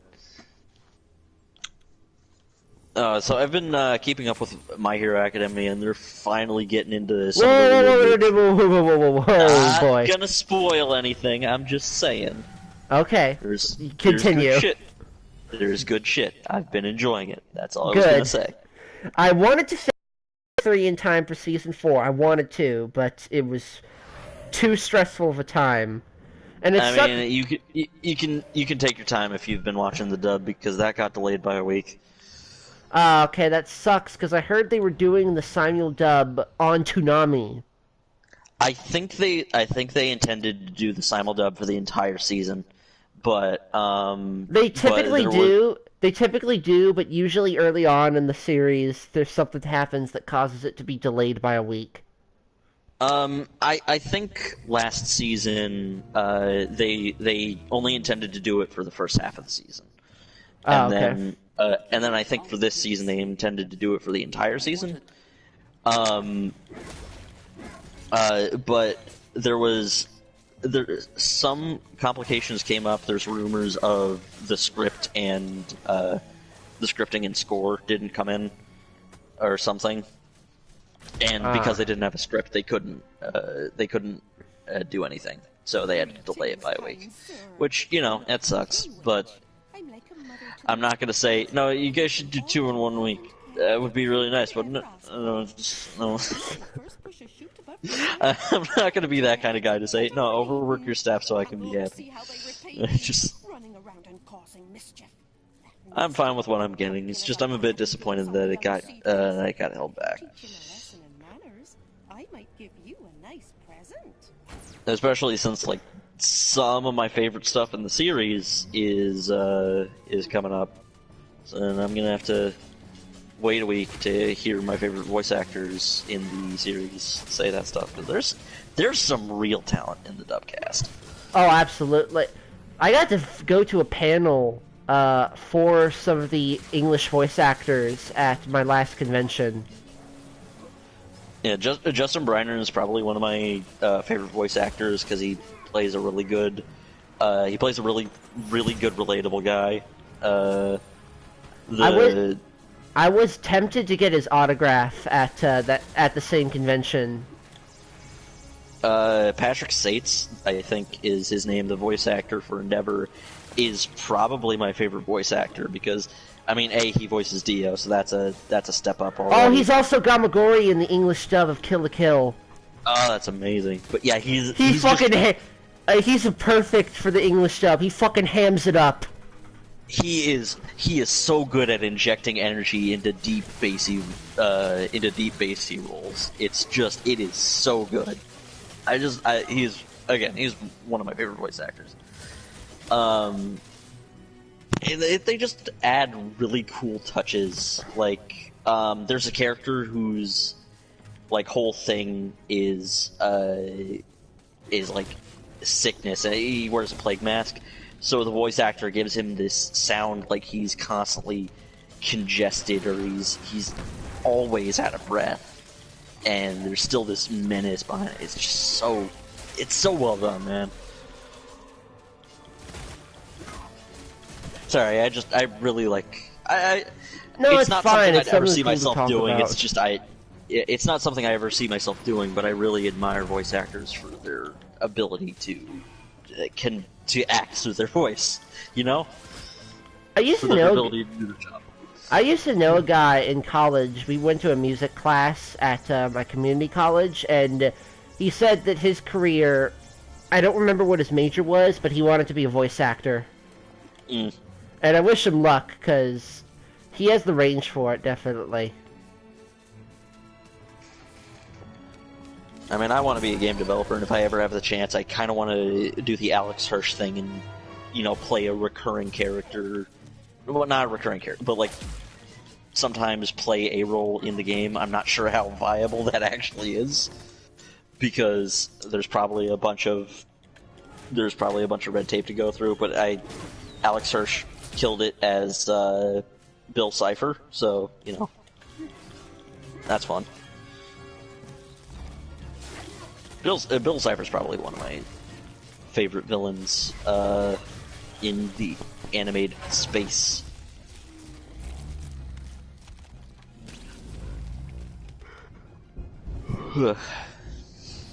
Going back to the voice actors for a little bit, it was a really fun convention.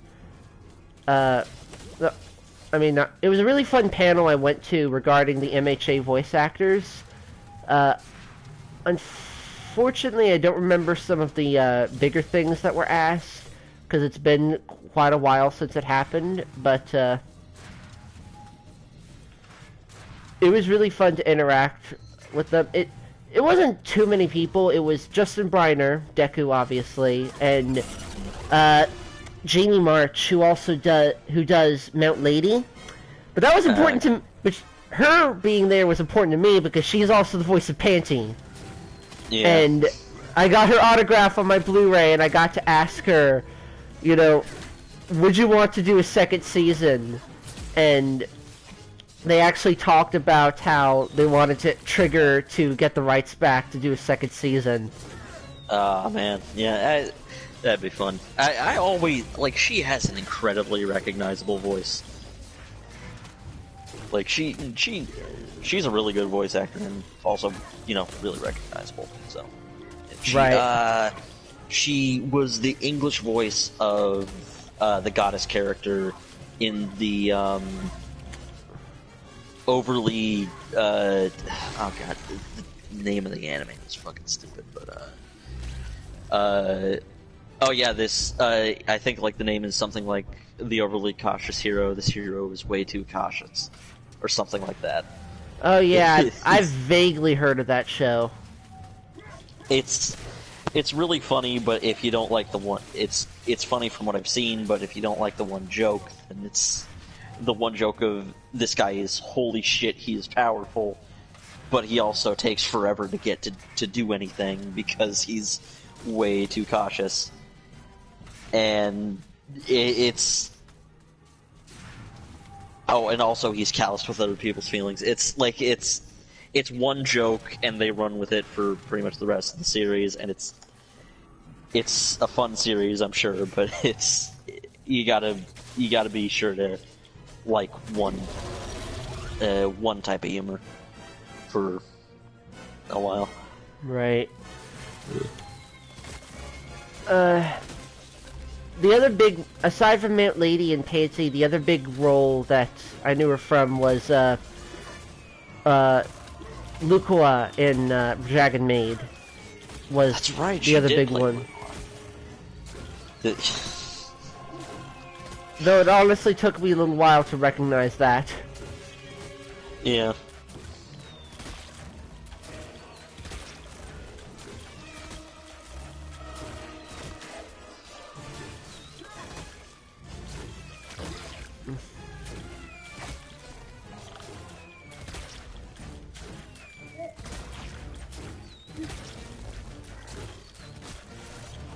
So, what's the story behind this pumpkin here?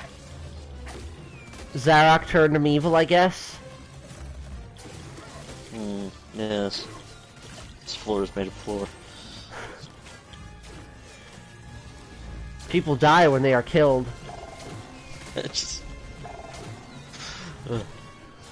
just because you're wrong doesn't mean you. Just because you're right doesn't mean you're just because you're correct doesn't mean you're right. Got it right.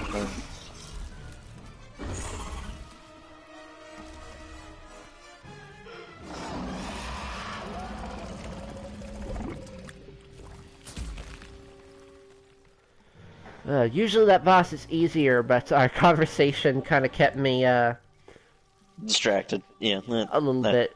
It doesn't hurt me too badly in playing this game, though. It's, I kind of know... I've been able to know my way in and out of this game fairly well, still. Yeah. What was that thing? Let's see, we were talking about anime voice actors and MHA and stuff. And I lost it. Damn. Fuck, sorry. I could talk about MHA theories, but that's like got a lot of spoilers to it, so. FDCR did a fucking Sonic Forces theory the other day. I didn't watch that video. What did you happen to watch it? I watched most of it. I didn't get to watch the whole thing. I thought it was gonna be a joke video, but it was like an actual serious video. And that one guy, I forget who, but one guy was talking about it, and the other guy was like, Jesus Christ. Thank you. It was David. And the other guys from FTCR were like, Jesus Christ, man. It's Sonic Forces. And if I remember correctly, again, I didn't watch the whole thing, and I wasn't completely paying attention, but it was like, rather than Sonic Forces actually being something that happened in the modern Sonic world, you know, other dimension, blah blah blah, that shit, it was the entire game was just a wibbly wobbly illusion the Phantom Ruby made for classic Sonic. Okay then.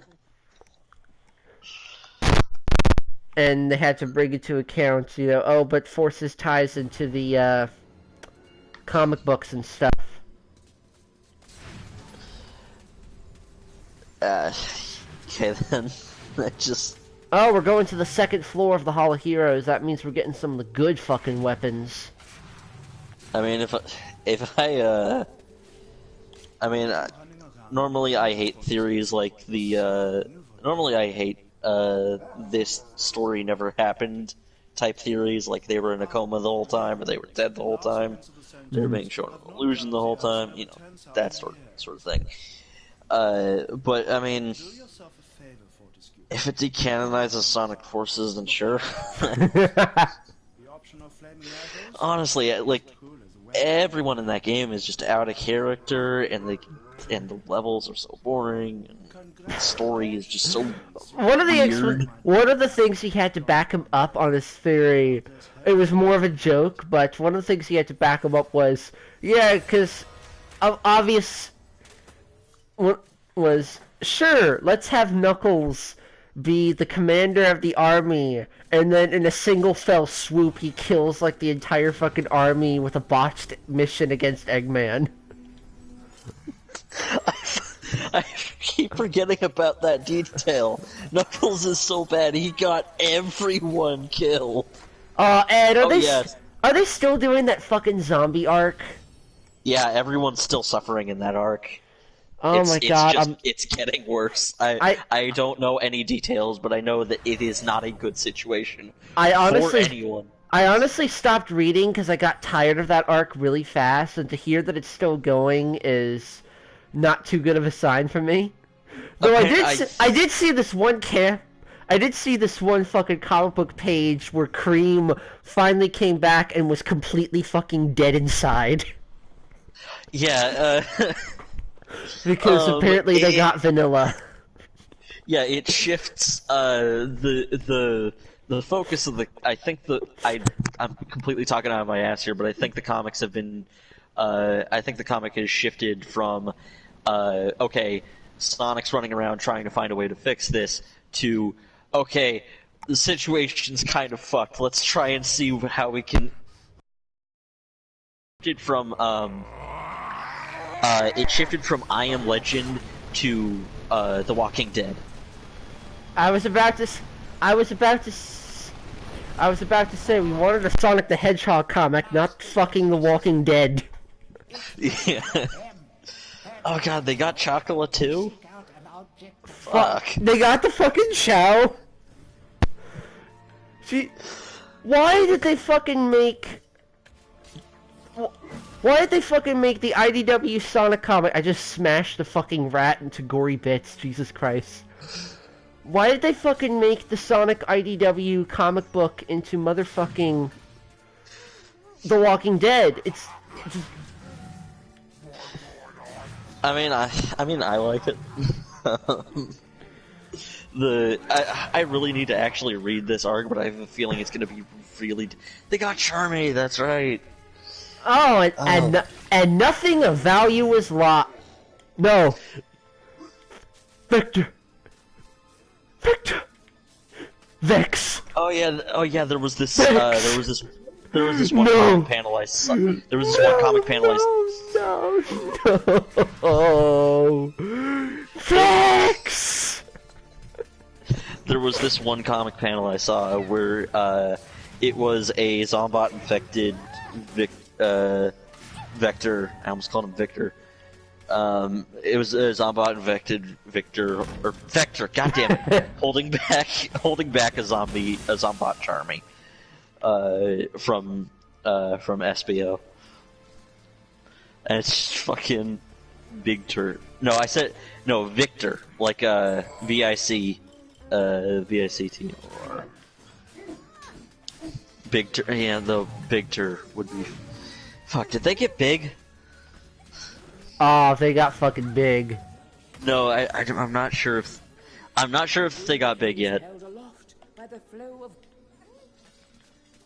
Yeah, damn it. Oh, fucking so not only is it going on too long, but they're just going out of their way to be fucking depressing as shit.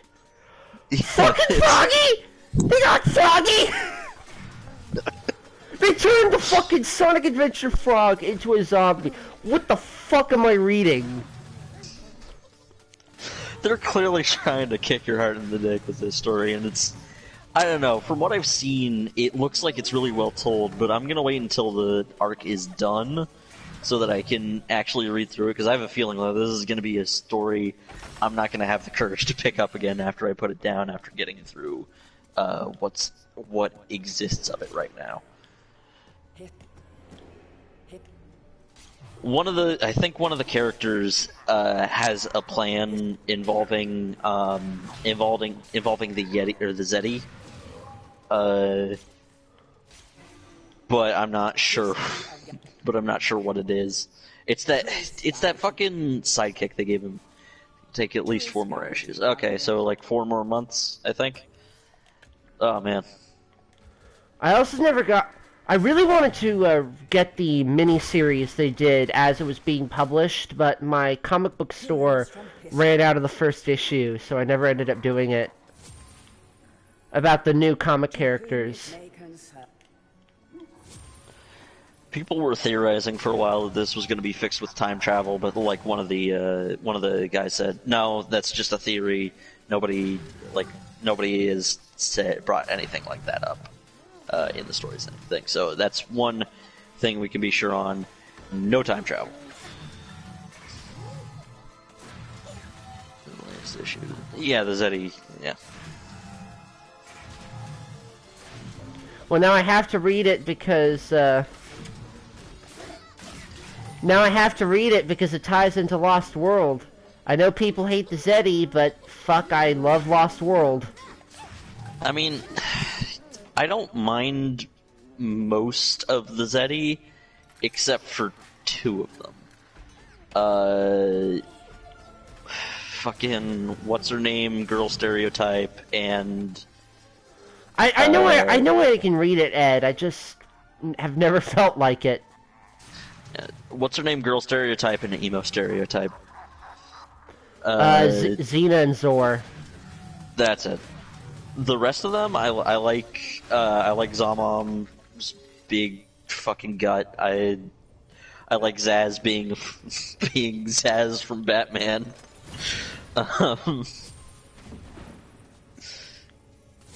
And I actually kind of like the way that the characterization isn't the best in Lost World, but I like the way the leader Zeti Zavik, that's it. I like the way Zavik leads. He tries to he isn't like a typical you failed, here's your punishment, I'm gonna beat the shit out of you type of bad guy. He's like it's like he cares about the Zeti in his own way. He's just sort of rough with them emotionally, and I just really like the gruff master stereotype, so the blue old guy Zeti is always fun. Yeah. Yes, I remember all their names. Well, yeah, you love Lost World. Of course you do. I love Lost World, and yet I haven't replayed it in years because my Wii U gamepad is basically broken, and because I can't get the Steam version to run for shit. One of these days, I'm gonna build a new PC, and then I'm gonna send you that.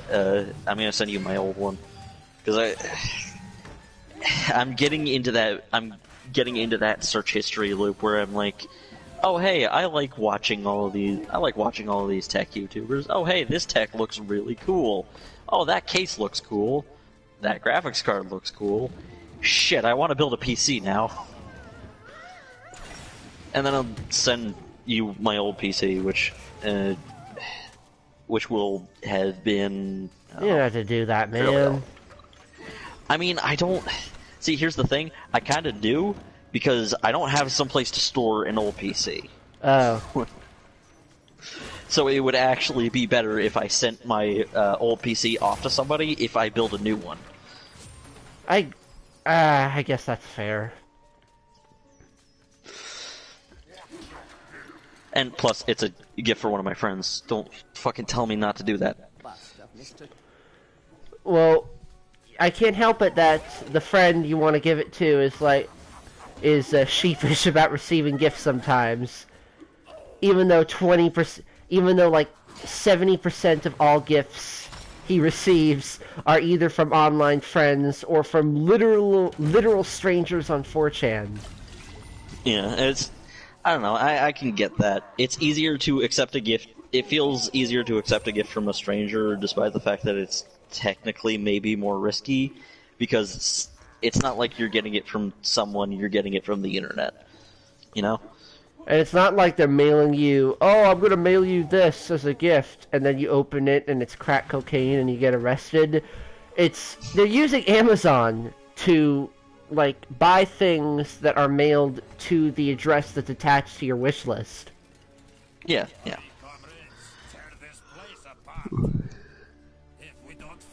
Done with the scene for the God damn, Ed. Holy shit.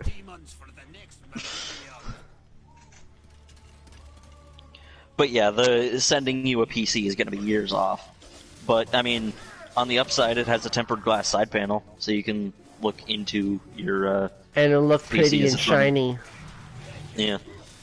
And hey, this motherboard again, this is going to be years off, so it's probably going to be this motherboard. But this new motherboard I have has RGB lighting, so, you know, that's fun.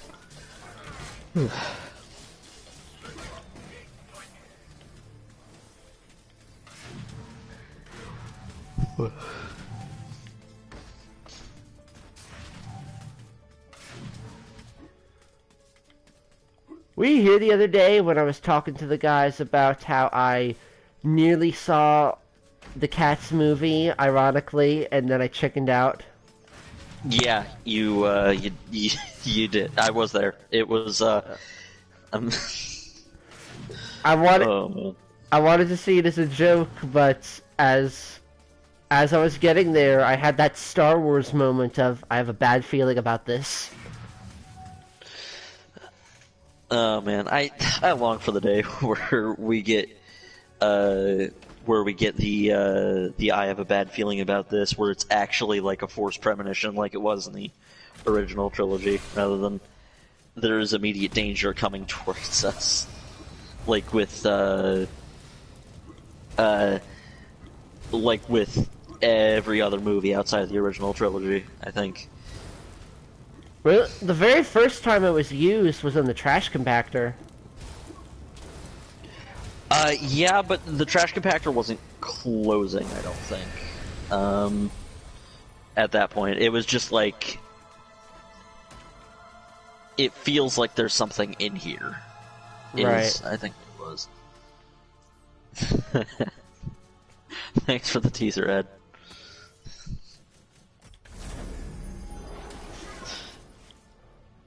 A crucifix.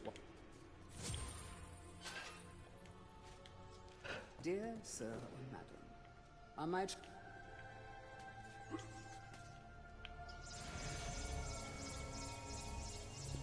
So the other day, so on Christmas Eve, Disney Plus was teasing something Nightmare Before Christmas related. Oh yeah. What was that about? I don't think we've actually gotten an announcement yet, but they put out a tweet saying, hey, remember all those holiday doors? What if Jack Skellington went in the other ones? Yeah. I like to think it's teasing a idea they have for a series, which, to be fair, that'd be a fucking cool idea for like a short series. I mean, they have the money to make a bunch of short... I feel like Disney has enough money to make a bunch of stop-motion shorts about Jack Skellington making his way into a bunch of the other holiday doors.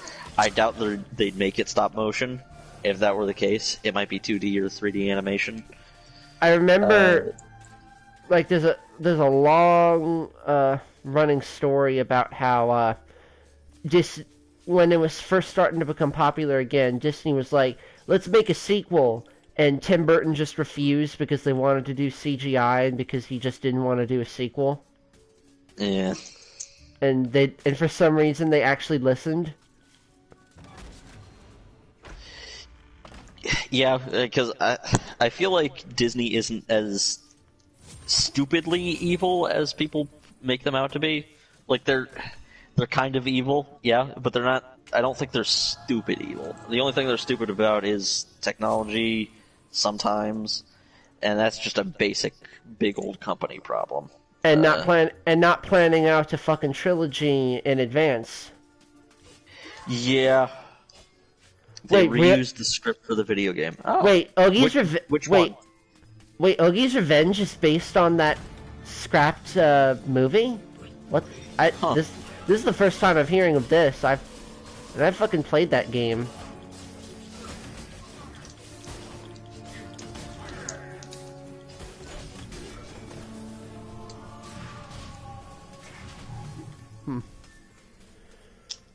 That game was kind of a disappointment. I really need to play that game just because I need to play that game and I need to get my hands on the Devil May Cry trilogy. It's a fine enough game, but it's not... Devil May Cry HD Collection? It's weird because even though it was by many of the same developers as Devil May Cry and Bayonetta, it's nowhere near as refined as any of those games. Yeah. But it's like a kid's hack and slash game. It's good. I feel like Devil May Cry is one of those games I can get into, but it's just I've never had the opportunity, you know? I've just never had the interest. I know it has its fans, but I've never really cared. I'm just sort of genuinely interested by the world. It's like, it's a world where, yeah, magic is just sort of a thing people know about and are scared of on a daily basis.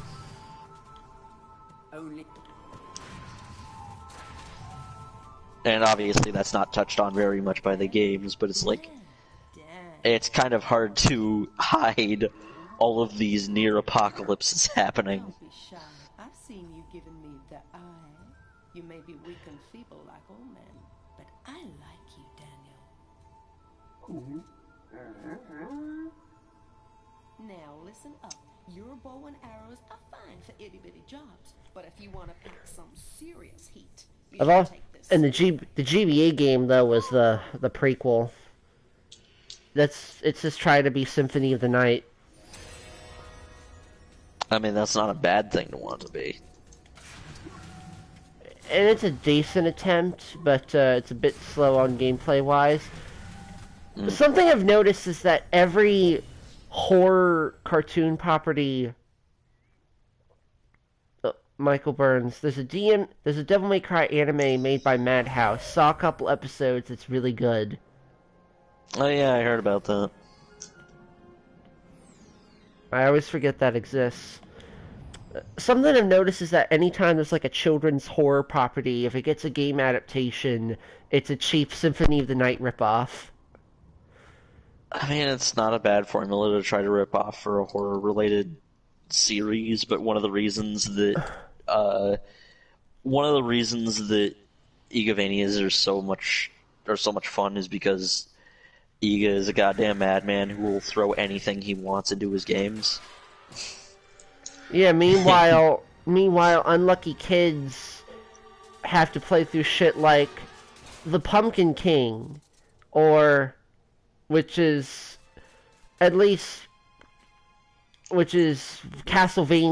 and Metroid, but with shitty chiptune versions of Nightmare Before Christmas music, or Hotel Transylvania, which is Symphony of the Night, but you can't really attack except for Mario jumping. And yeah, literally the only benefit to play at the game is if you're an internet creep that really likes Mavis and you want a Castlevania game that stars her. Okay, I would have actually really liked a Castlevania-style game of Hotel Transylvania. But go all the way into it, like Dracula is the final boss, but it's like you're trying to get the hotel under control or something. Oh, apparently they made a second. Apparently they made a fucking second game, and you'll never guess what the second game is a ripoff of, from what I've heard of word of mouth. What is it? So, horror property, you think Castlevania, you think survival horror, you think medieval, all those things. Apparently, the game for the third movie is a Pikmin ripoff. Okay, I sort of see where that's going. The And I'm third pretty movie sure- was and like it- Dracula on vacation. And I'm pretty sure they made up, like, OC little monsters to be the Pikmin. See, I can see that sort of working with the setting, since I think Hotel Transylvania 3 is the one where they go on vacation. It is. I have not seen 2 or 3. I want to see 3 at least. I don't know about 2, but I've heard 3 is really funny. I've heard 1 and 3 is really... I don't know. I've heard decent things about all 3. 1 is good. 1's a good movie.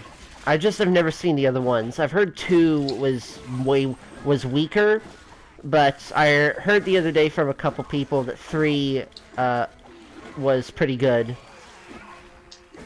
Mm. It was also Sony's flagship franchise before they managed to make Spider-Verse. Yeah. I'm so glad Spider-Verse did well for an animated movie. I think. Did it do well for an animated movie? It didn't fucking break the bank, but it made it made its budget back and more, so it was a success. Okay. I mean, they're making sequels, so obviously it was a success. Yeah. And and because of the Oscar win, it probably made like fucking billions in home video sales. I know this is a bit like pie in the sky hopes, but I do hope that Spider-Verse continues to like be really fucking good films just for everybody, so that you know the stigma against animation goes away a bit. The Lego movies, in my opinion, managed to do that, and they're basically by the same writers. Yeah. God damn, those two were so good at integrating the theme they want to talk about into the movie. It is, and you know, Spider-Verse is just the peak of their ability to do that. And goddamn, Spider-Verse is the Toy Story of our generation. It's extremely innovative from a filmmaking standpoint, but it's also just a really fucking good movie with fantastic characters and really very little flaws all around. God, like seriously, when you look into all of the animation details they use to tie into the themes and the story of Miles' journey, it's so good. I don't get it, Ed. Gaming in the Clinton years, I think it might be like talking about how gaming was sort of a persecuted thing back in the, or not persecuted, but like it was a very unpopular thing to do back in the Clinton years, I guess. I mean, back when Bill Clinton was president.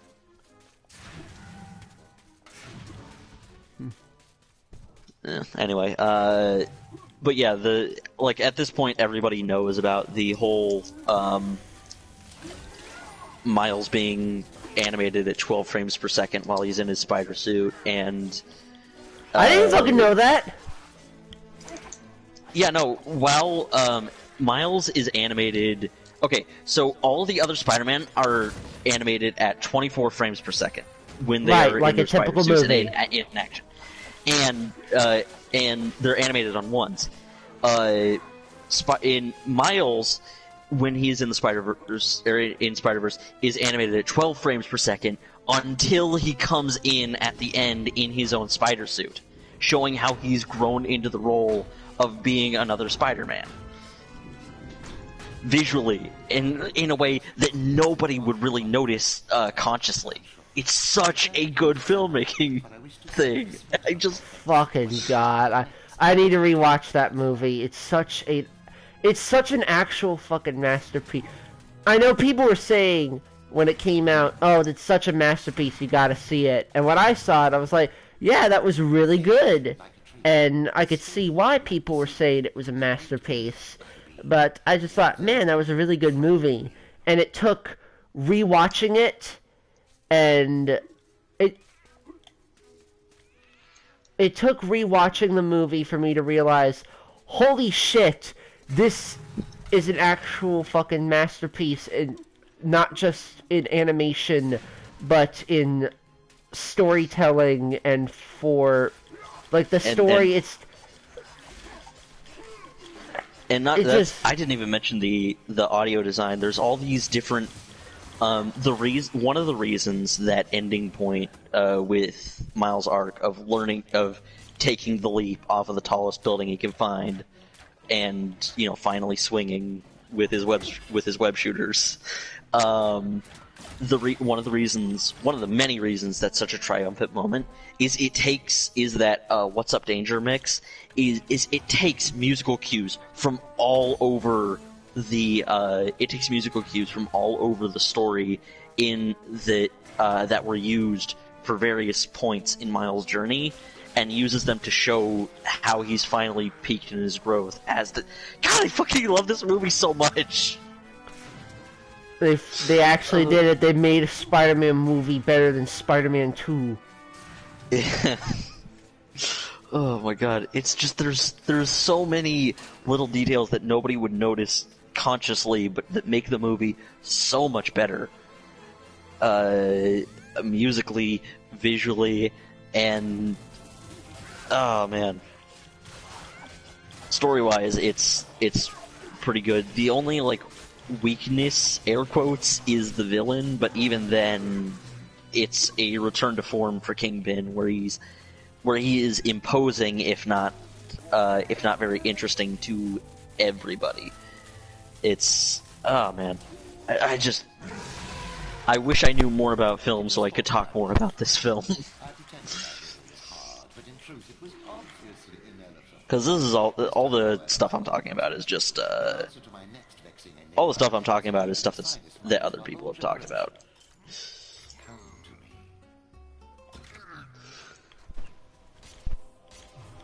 Oh, and also, everybody here knows about the way they Miles' reflection on the spider suit case, right? Because that's another visual detail that they used to show Miles' growth. Is when he's first in the spider cave and sees the old spider suit, he looks up at it and his reflection is under it, showing he's still idolizing him like a kid looking at an adult. And then at the end, right at the beginning of the What's Up Danger montage, when he looks at the suit again, his reflection matches up with the suit's mask, showing how he's grown. And God, I fucking love this movie. I'm sorry. Jesus Christ, man.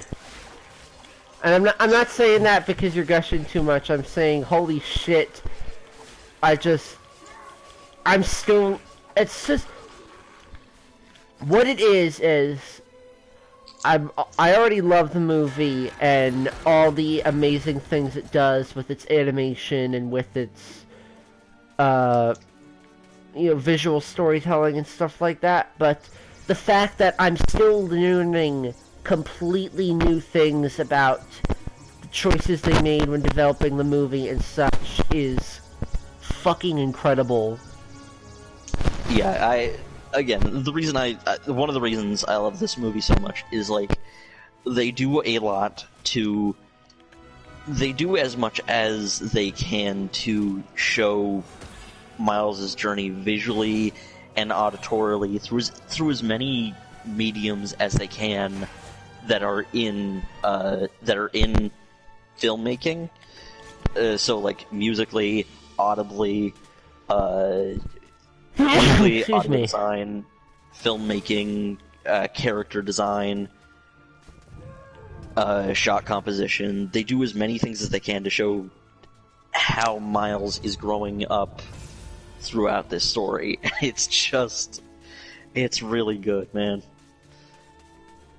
And then they went and made Angry Birds 2. Oh man, Sony does not have. Sony does not. I mean, Sony does not have very consistent animation. I mean, it's the highest rated video game movie ever made. Yeah, it is. To be fair, the director was the creator of Flapjack. Okay, yeah, that's a bit fun. I like Flapjack. It was a delightfully weird show. I always enjoyed it myself as well. My favorite joke was always Candy Wife. That was a favorite joke of my family as well. We watched a lot of Cartoon Network shows together. Yeah. Flapjack was a favorite of ours. Oh man. And they do as much as they can with Candy Wife stands in a corner and is as menacing as possible. And then they make a joke about a dream in a dream sequence where she actually starts moving and it's fucking terrifying. Oh god. I didn't need to see that. I didn't need to see that.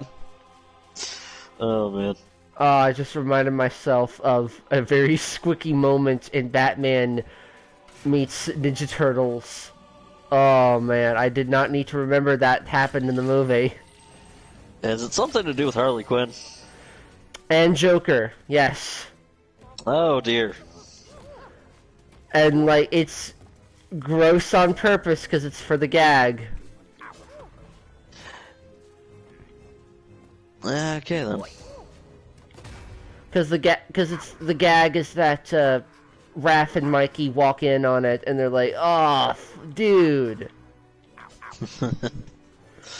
Oh god. Just got what you were talking about. I thought it was. I wanted to think that it was something related to that, but apparently it do be that way sometimes. I love that movie, but you know, quoting Squidward, I didn't need to see that. I didn't need to see that.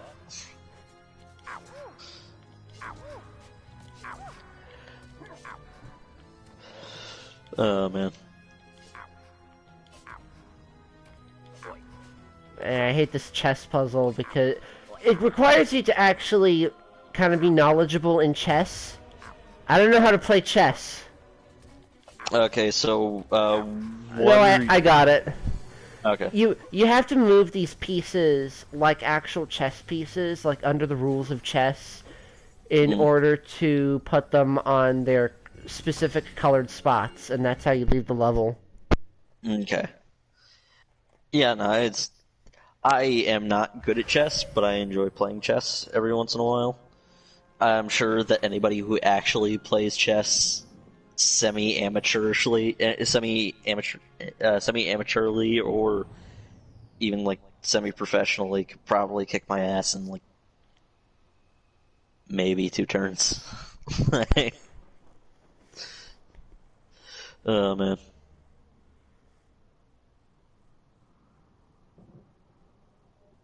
I'd play chess with you, Ed. As long as you don't beat me too many times. I'm a sore loser. There's a shitpost there's a 4chan shitpost I saw once where it was a guy's playing chess online and a guy's playing checkers online in multiplayer, and what he does is in another tab he opens a chess game, sets the AI to the highest difficulty, and then imitates his opponent's moves against the AI so that he knows what to do, and he ends the story with "Nothing personal, kid."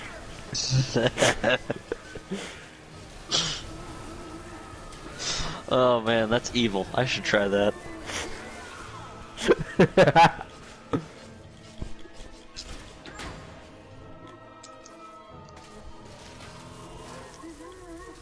Well, I mean, I was kidding about being a sore loser, but I'm not kidding. I would play chess with you if you wanted to sometime, Ed.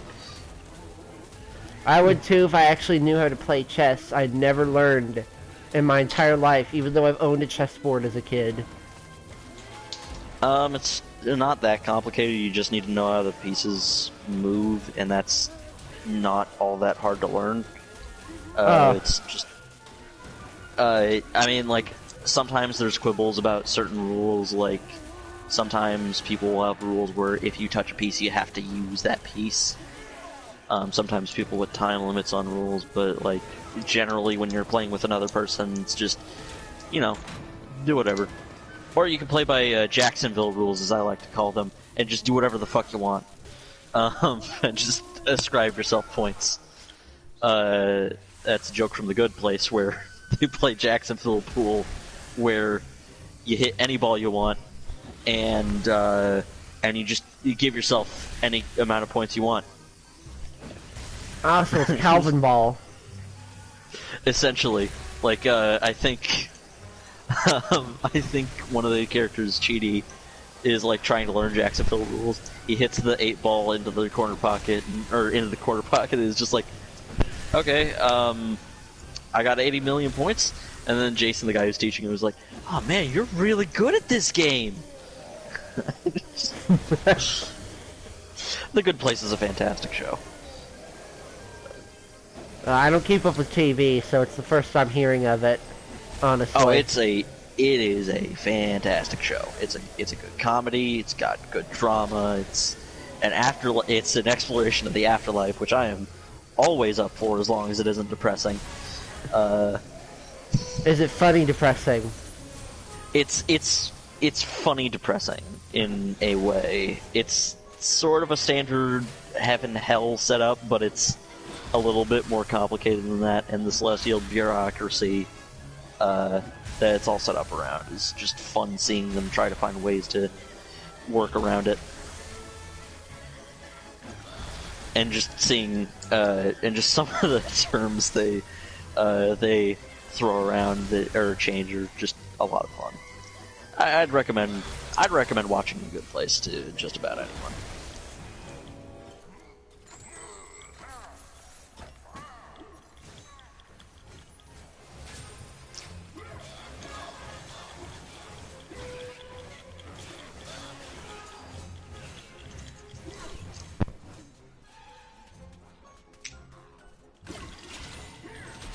So this level's basically just an enemy gauntlet.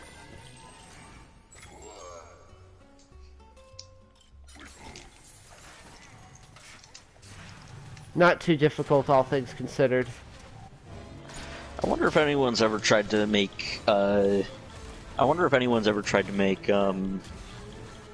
chess more like a medieval battle, like the rooks that are. I think rooks. I think that represent towers just stand in the corners doing nothing. The kings and queens can't actually do anything. The pawns can only move after another. There's human chess, yeah, but there's like pawns only move after other pieces move. Bishops, not sure. Maybe they can pray for pieces to come back to life or something. What about Wizard's chess from Harry Potter? Wizard's chess is just like chess, but the chess pieces beat the shit out of each other.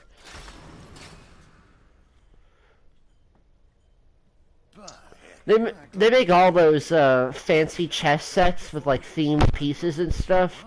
I want a fucking... If I were to get any of those, I'd get Harry Potter, because it's going to be modeled after Wizard chess in the movies. Oh yeah, the Wizard chess pieces look really cool. Like, I'm not even saying that as like a joke. I just think like, oh yeah, that's a cool set of chess pieces to have. But yeah, like maybe if there was a cluster of enemy pieces in a certain place, you could have a horse charge through, or a horse. What's it called? Knight. That's what those are called. You could have the knights charge through them, taking out a whole bunch of pieces. I don't know.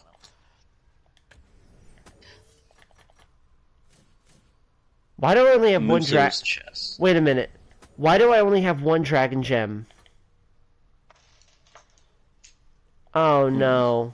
We have to redo the pumpkin boss. I missed an item in that level. Ah, man. I must have watched the cutscene and automatically assumed I would get the item. Because you get it from the witch that you trigger by doing the boss. I mean, it's an easy boss, but still, it's fucking irritating that I missed it. Because it's a required item for the end of the game. Dynasty Warriors chess. Okay, I like that. Ugh. Like a supernatural yo-yo. Maybe the master will make it harder to find those magic egg cups. But yeah, chess is basically modeled after what a medieval battle is, like modeled after medieval battles with the bishops and all that. At least I think that's what it's modeled after. I'm not exactly sure.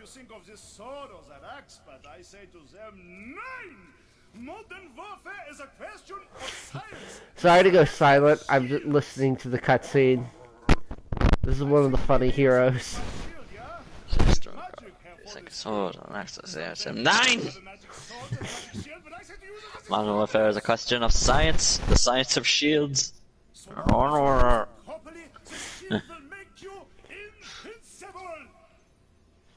say it's better to have no magic swords and a magic shield, but I say 9. This is rubbish.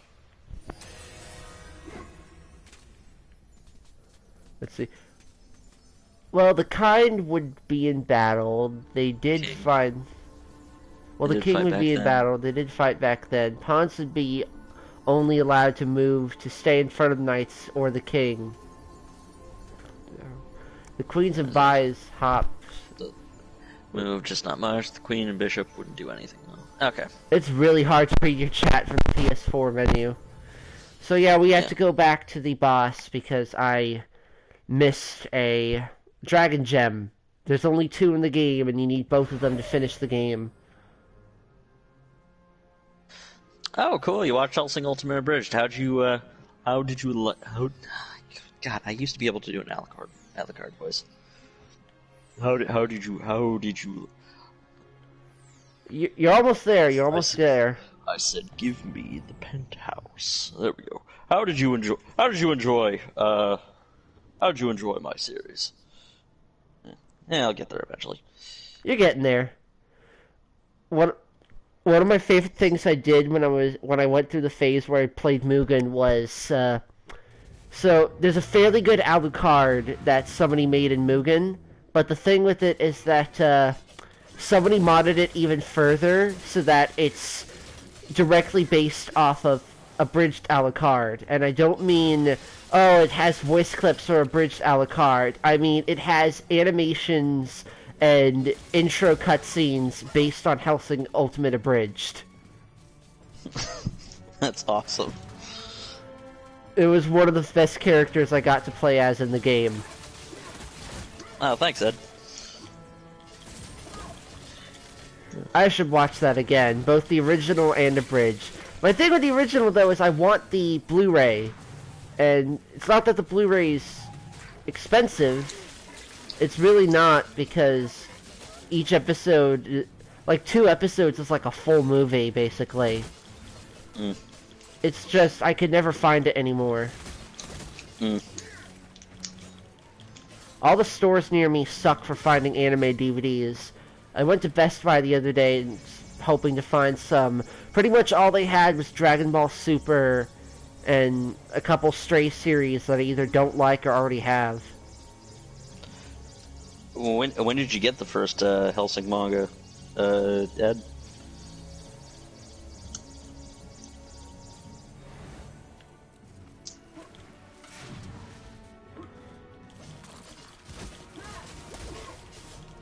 Or was it just something you always had for some reason? In high school, but I don't know why. That's fair. I have like 6 volumes of Ranma that I got from a thrift store that I've never read. I wonder if there's anything in my room that I have that I don't remember how I got. Well, I mean, obviously I don't remember how I got a lot of this stuff, but where I do not remember actually owning it at one point, and then I do have it. You know, I've only been to a flea market once in my life, because Ed mentioned he got it from a flea market. Because people say it's a good hot spot to look for, like, used games and stuff, but, I've only ever been to it once. I remember specifically... I did actually get something, though. I got Princess Mononoke for $1, which is awesome. That's a pretty good deal. Princess Mononoke. No, Mononoke is an okay movie. It was an old DVD, too. I had to make sure it was, the version with the Japanese version, because I remember they had to recall it because people... If I remember correctly, they had to recall the DVD because they didn't include the subbed version by accident.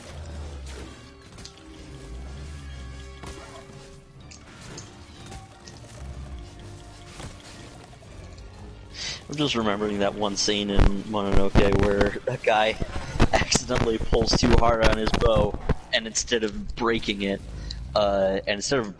bow, no, he just shoots the arrow so hard that it takes off a guy's arms. Oh yeah, that's way early in the movie when he's starting. It's been a while since I watched it. When he first leaves the village, yeah.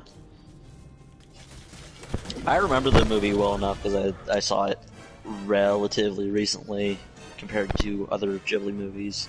I know Michael in the chat actually got to see it in the theater during one of those Fathom events. Yeah, I feel like that would be a really good. Beach Boy creeps the hell out of me. I mean, to be fair, I think that's sort of the purpose of it. Like, it's supposed to be a sort of corruption, so. I also saw... The only Ghibli movie I got to see in the theater from one of those events was Howl's Moving Castle, which is the obvious choice because that one's my favorite. I think Ponyo was the first movie I saw in theaters. It was either that or it was the first movie I pirated. Or first Ghibli movie I saw, or first movie I pirated ever. Come to think of it, I don't think I've pirated any of them, like on online streaming or anything. I think I always... Because typically how it goes is that I'll go to a library and yeah, their anime selection may suck, but they'll have like every Ghibli movie.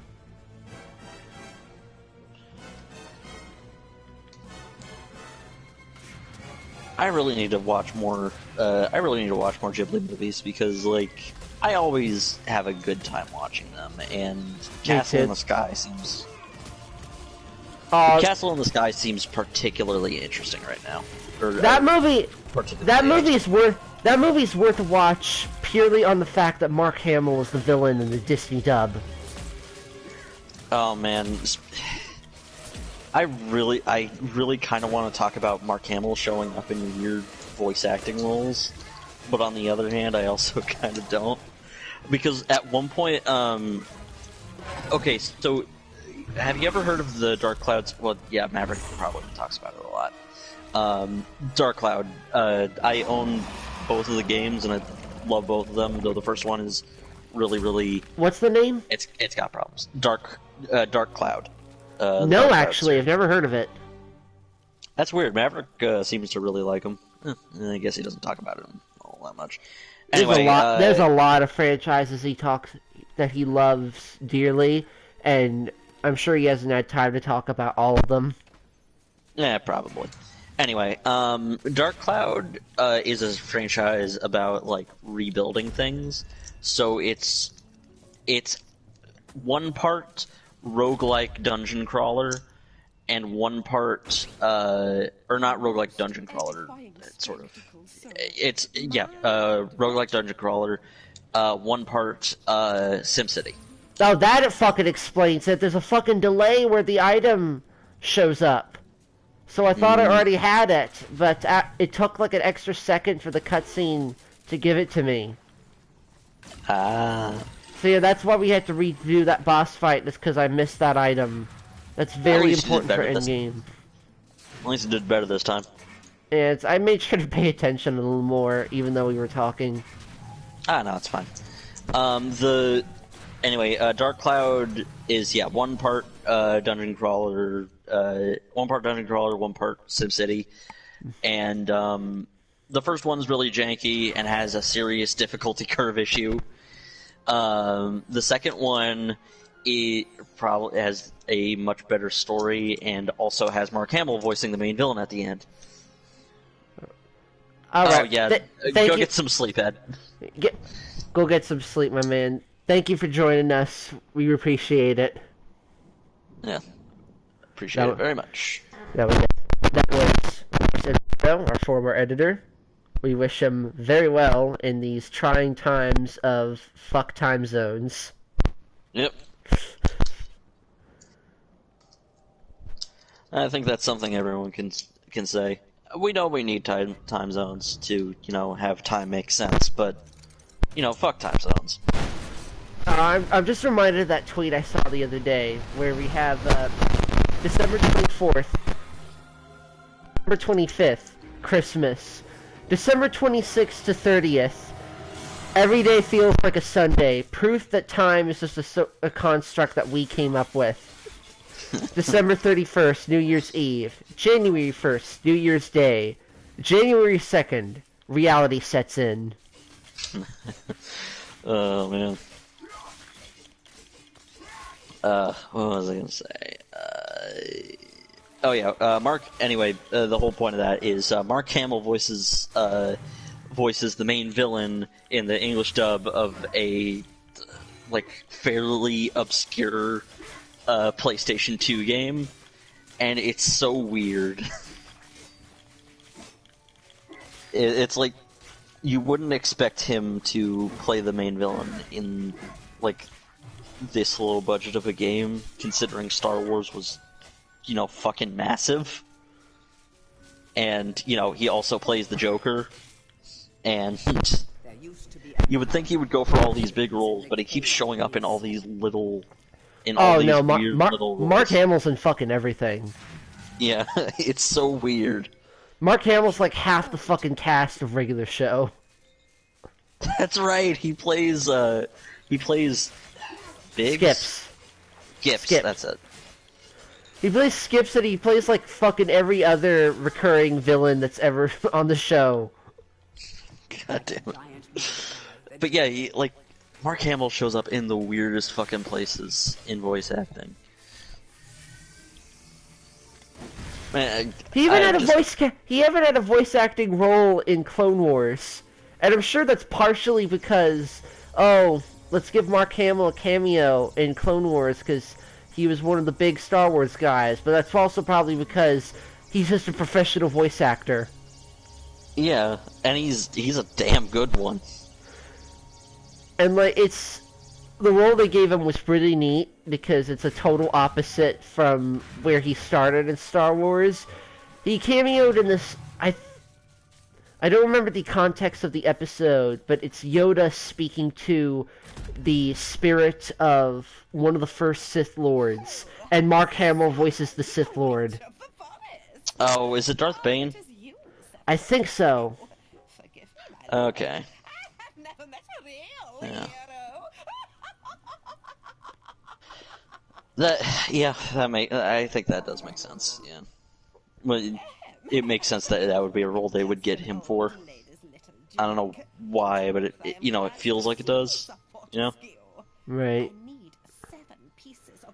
Because of the irony and because he's already a great villain voice actor. I mean, it's probably both.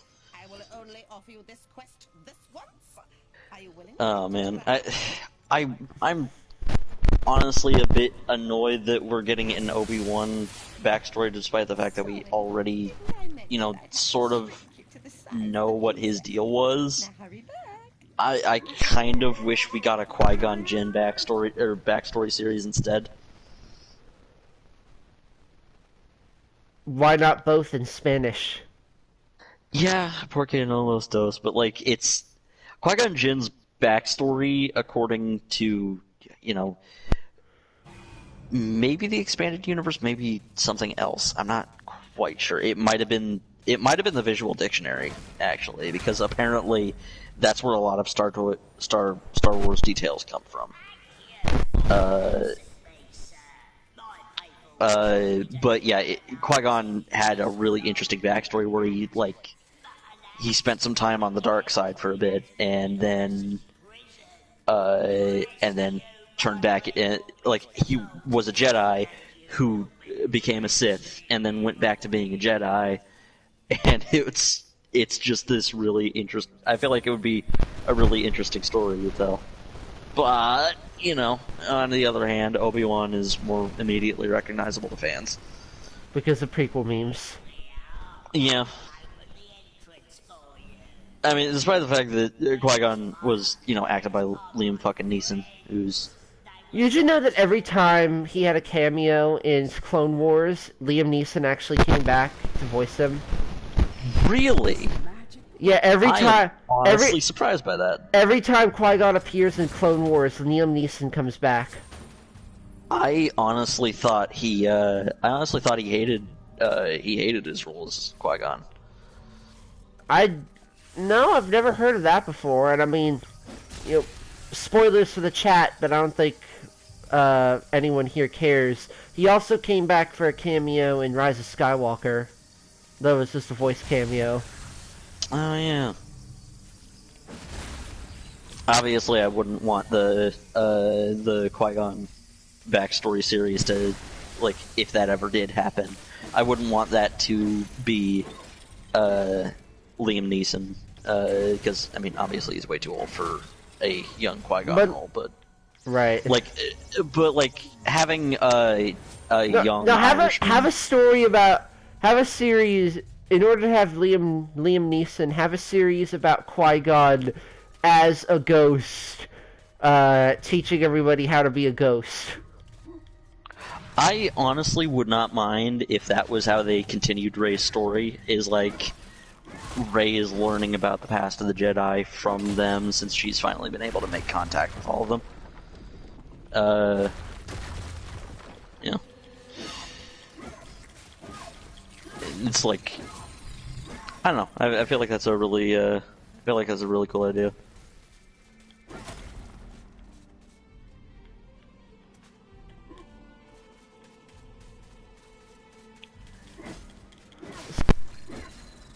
I wonder, has Marvel What If started yet?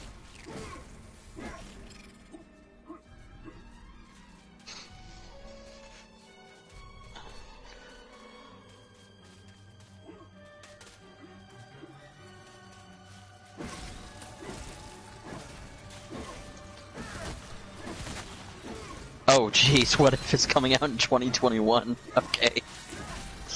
Oh, that isn't happening for a while. Can you hear me? Now I can. Oh, okay.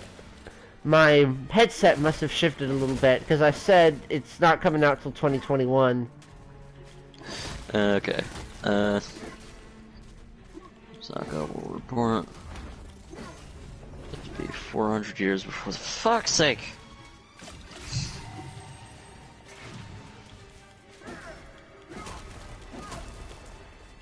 I know they're doing the episode where Peggy becomes that universe's Captain America, and they're doing a Marvel Zombies episode.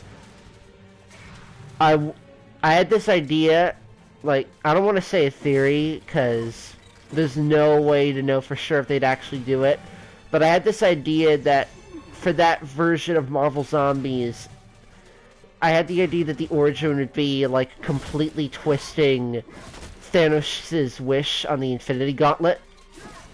Where if he wants half of the universe to be dead, half of the universe, half of the universe's population worth of dead people suddenly rise from their graves. Nah, his wish is, his wish is eliminate half of all life in the universe, and it happens but instead of killing them, it makes them undead. That was just an idea I had. I mean, it's not a bad idea. Sorry, I actually zoned out for a bit of it. What was that cause? Sorry. It's Thanos snaps his fingers. His wish on the Infinity Gauntlet is eliminate half of all life, and it does so, but it doesn't exactly kill half of all life. Instead, it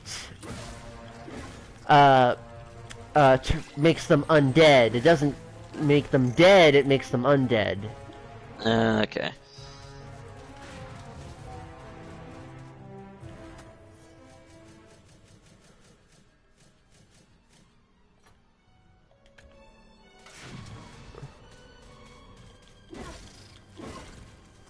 I hope I don't have to backtrack in this level. I always have a huge problem with backtracking in this level. Okay, no I don't. Cool. I remembered where all the fairies were. Great. So now we don't have to backtrack in this level.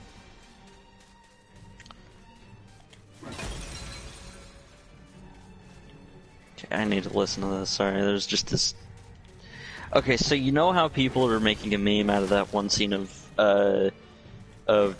Hotel Transylvania 3 where Dracula puts on a vacation outfit and starts dancing to music? I've only seen like 2 of those, and I can only remember one of them, but I don't remember the exact joke, but it was a Castlevania meme. Yeah. I just found another one that's Battle for Bikini Bottom Rehydrated, so I'm gonna listen to this. Listen. Gotcha. I'm gonna do a boss fight.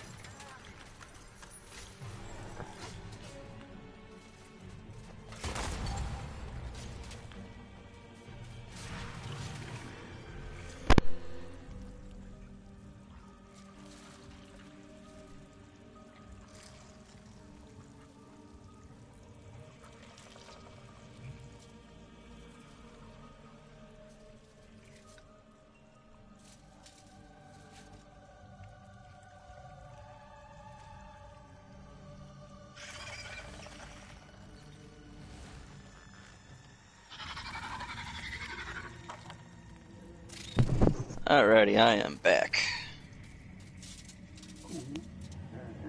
It was just Jellyfish Fields set to the dancing. What's his face?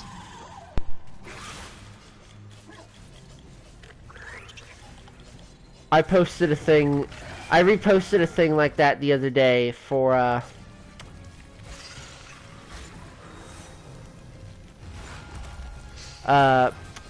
it was from the Twitter John Dances 2, where it's John Arbuckle dancing and they edit music over it. Bless you. Thank you. And where it was Gangster's Paradise, and I reposted it with that me on Valentine's Day when I should be getting ready to spend the time with my boyfriend and getting gifts and doing romantic things. Also me actually waiting in line to see the Sonic movie at the theater, and it's John Arbuckle dancing to Gangster's Paradise. Okay, that's pretty good. It's pretty good. Yeah, pretty good. Here. Wow, thanks. God, there are so many unholy unholy Triforce titles, cutscenes that are so weird. They're so fucking weird. Like, everything feels off about them. And now the boss is dead, so that's the secret level finished. Good.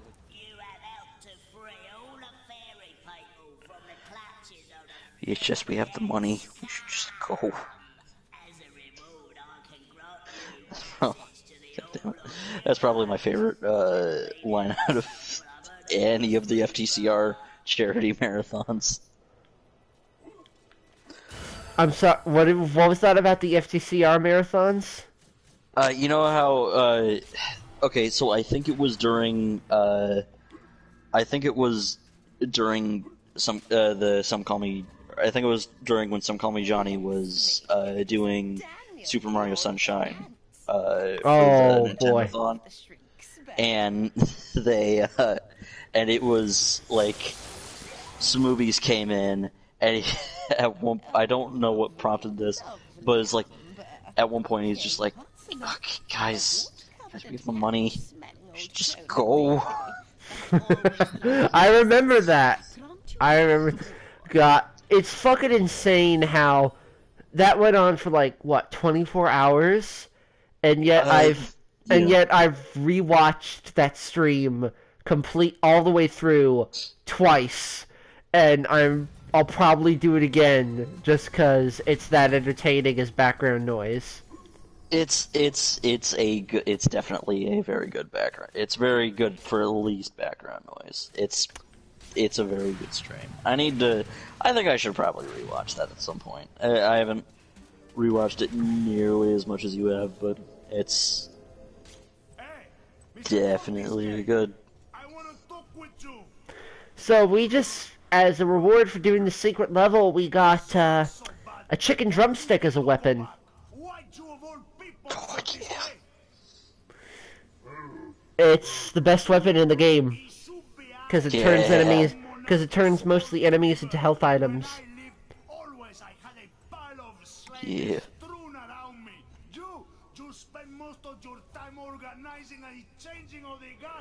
One of the achievements in this game is throwing 42 pieces. You're only allowed to carry 30 pieces at a time, and you can only get more by replaying that level. Okay. But I did it. This is the first game I've ever platinumed. I think the first game I ever platinumed was Spider-Man, actually. I typically don't care for getting platinums in video games, but I just really liked this game a lot, so I wanted to do it. Yeah, same for me with Spider-Man. Only there was the added benefit that platinuming the game is really, really fucking easy. Like, oh yeah, platinuming this game is very easy too.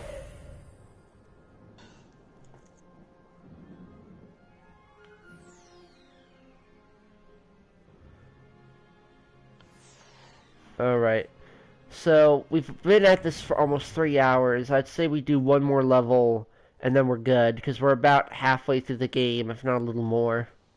Oh shit, we have been doing this for almost 3 hours. Oh man. Yeah, let's do this one level and then we'll call it quits for the stream. 3 hours later. Okay, so we beat the final boss. VHS, it's 2 in the morning. There I am, Broken, there I am! I'm on YouTube. Probably one of the most, not believable, but, fuck it. One of the most mood things I've seen out of SpongeBob was that one scene is in the essay episode where he spent the whole night doing an essay, and and then he learns that the essay was canceled and they're just taking a field trip instead. And he rips the essay in half, and then he rips in half. He doesn't even rip himself in half. His body just spontaneously rips. Yeah. What a fucking great show, Jesus Christ. I'm sorry to get into a topic like that, but I saw a great meme the other day where it was responding to like a news article about I think it was something like, oh, Rise of Skywalker snuck in Star Wars' first lesbian couple, and the response to it was just a screenshot of SpongeBob pointing at the top of his head in the Krusty Krab commercial. There I am, Gary, there I am! I fucking love it. Oh, that's hilarious. Oh, it fucking slayed me. Trust me, I will call out Disney on that shit whenever I can. Look, if you're gonna have representation, at least it's not like Beauty and the Beast where they made a big fucking deal about it. They just slipped it. Yeah. They just slipped it in the last minute in a clip that can be easily edited out for the Chinese version.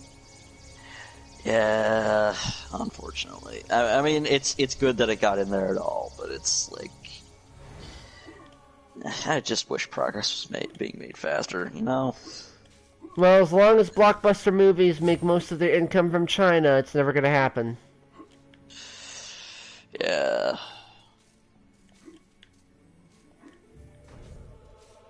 Who knows? Maybe the Chinese government. I'm not gonna make a joke that dark. Now listen, Granny, I'm not trying to get political, but maybe China needs to change a few of their ways. Can't get enough of that sugar, Chris. Now I'm fucking making a Game Grumps joke to segue out of that conversation. Jesus Christ, I'm a degenerate. Alright, I'm gonna avoid this pit by sidestepping into... Oh, hey, another pit. Ah! What is that referencing? I'm sorry. Nothing, I just made it up. Oh. It sounded familiar, I'm sorry. I mean, there's probably been something like that. Probably something D&D related. Oh, man. Oh, speaking of D&D, kind of, D&D and Disney, I guess, have you seen that, have you seen advertisements for that show, The Owl House? I've been following it off and on, primarily because the witch character looks like Ryoko from Tenchi Muyo, and I can't unsee it. That, you know, given all of the anime influences Western animation has gotten in recent years, I honestly would not be surprised if that was intentional. Probably. I mean, it's no less blatant than one of the characters in Starverse literally being Usagi with purple hair. Oh yeah, and she's a fucking dumpster gremlin when you first meet her. I fucking love it. Apparently I think she became the main villain in that fucking awful final season. Like, I think so. I don't know if we want to talk about that because that was such a fucking shit show. I haven't seen like half of that season, so I don't remember. Oh, I haven't seen any of the show past the start of season 3. Because season 3 immediately gave me bad vibes of, yeah, they changed. I can already tell that this show's going in a direction I don't like, and I'm just not gonna watch anymore. Because I was really enjoying season 1 and season 2, and some of the stories they were doing, and how fucking wild the dark humor would get at times, and then. Yeah. The start of season 3 immediately nosedived into wasting potential, wasting ideas, and setting up things that I know, because of all the spoilers I've seen for the last season, never mattered. And so you're going to spend an entire season building upon this, even though it never matters, and I'm just not going to watch it. Yeah, what was I going to say? If you want something like Star vs. the Forces of Evil, but, you know, consistent, I would say Amphibia is a good alternative. It's got, like, similar humor, but darker. Like, the world that the main character and Boonjoy shows up in is kind of a fucking death world. For these frogs. Like, there's giant predators everywhere, and cannibals show up on one occasion. And like the humor gets really dark. Like people get carried off as funny background events by predators. Oh, gee. I've heard pretty good things about that show. Maybe I'll check that out. I never was as... It got announced around the same time as Owl House, so Owl House kind of overshadowed it for me, so I never followed it quite as much. I'd recommend checking it out if you can. It's a fun series. It's got a surprising amount of heart to it. Oh yeah, so in order to finish this level, we had to release the evil shadow demons that were banished into this forest in order to save the kingdom. Oops. And you've given them an early parole. I just... Oh god, probably one of my favorite, just favorite tones of a character is, Casey, what's his name? Casey from, Teenage Mutant Ninja Turtles 1. Oops! It's the garbage crusher. But... That's a classic. Ninja Turtles 1 is such a great fucking comic book movie, unironically. Yeah. It's not a great adaptation of the comics, but it is a great version of the mythos. And yes. I mean, the 80s series isn't a great adaptation of the comics, but that's what put Ninja Turtles on the map, so... Yeah. And, I mean, you could say that about, like, literally every adaptation of the Turtles that's come out. Like, they're all... I think all the versions of the Turtles are all fairly really good. Like, even the 4Kids version was somehow one of the best versions, somehow. Yeah. Well, I mean, that was mostly... I think that was mostly made in-house with 4Kids, so they didn't have to, like, move things... The thing with 4Kids is, like, they felt they needed to censor a lot, and whether or not they actually needed to is another discussion entirely. But, they felt they needed to, and so they did, and that ended up making a lot of dubs really awkward and Americanized. Meanwhile, 2003 Turtles was very, very American. With some minor inspirations from Japan. And, it was really well written. Oh, did you know they did an AU version of the Batman and Ninja Turtles comics? Really? Like, so, they did one...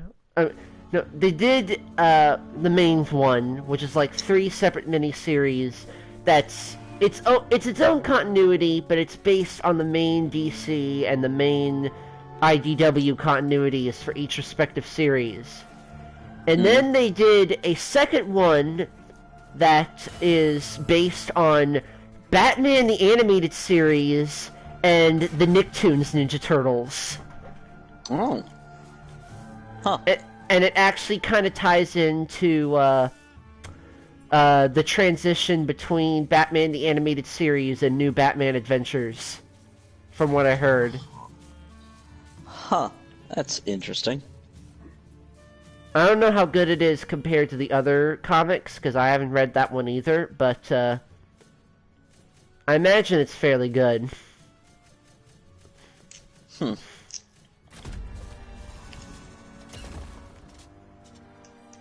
Yeah. Oh, I just trapped myself into the boss fight before I could reload my weapons. Shit. Oh well. It's not a hard boss fight. Especially not in this version.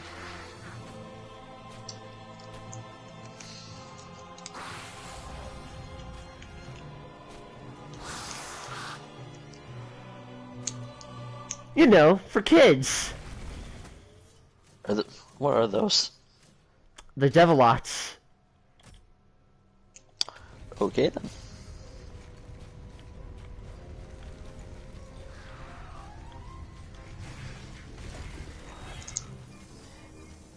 I'm trying to think of any other animated stuff we could talk about.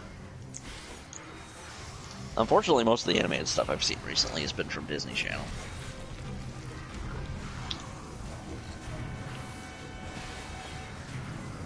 I still need to watch the new Cartoon Network miniseries that they've been doing recently, because I completely missed season 1 of Infinity Train, even though I liked the pilot. And I know they're doing season 2. I think they're doing season 2 right now. I don't think so. I think it's still waiting to be released. Okay, I think they released at least the first episode. Hmm. And I also need to watch Primal. I was looking forward to that, and I completely forgot to watch it. But it's okay, because thanks to my cable company, I got a app on my phone that's just basically unlimited Adult Swim streaming. Mm. It even has Primal never... Oh, sorry. It even has a small anime selection because of Toonami. Neat. Yeah, Primal never really interested me. I don't know. It's basically all the action of Samurai Jack, but it's gorier, but the main draw of it for me is that it's a completely silent series. That might be a killer for me, because I actually like dialogue. Like, I guess I can understand that. I honestly really I really like silent media because especially modern silent media, because there's so much of reliance on visual and music storytelling in order to convey the plot and the messages of the movie. One of my favorite movies of the past decade was the Shaun the Sheep movie, because it did exactly that. Because it was a silent short-form series. It's just 7-minute silent shorts. But they did a full theatrical movie, and they never break away. They never broke away from the style of the series. And 991 Yu-Gi-Oh! That's right, we are at the halfway point. Unfortunately, that means we're about to finish the stream for tonight. Yeah, unfortunately. And yeah, I can. It's not that I can't appreciate something being able to tell its story entirely through visuals and music. It's personal preference. I can appreciate it, but it's not my cup of tea, you know? I getcha. Alright, so before I go, I'm going to go to the main menu and make sure that starting a new game has not erased my copy of the original PS1 version. I don't think it has, because it didn't give me many qualms about starting a new game. Didn't say like, oh, you're going to delete everything, or anything like that.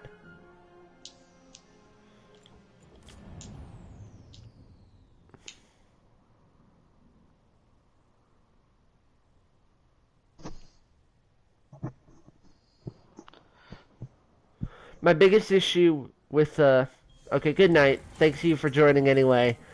My big issue with 991 Yu-Gi-Oh!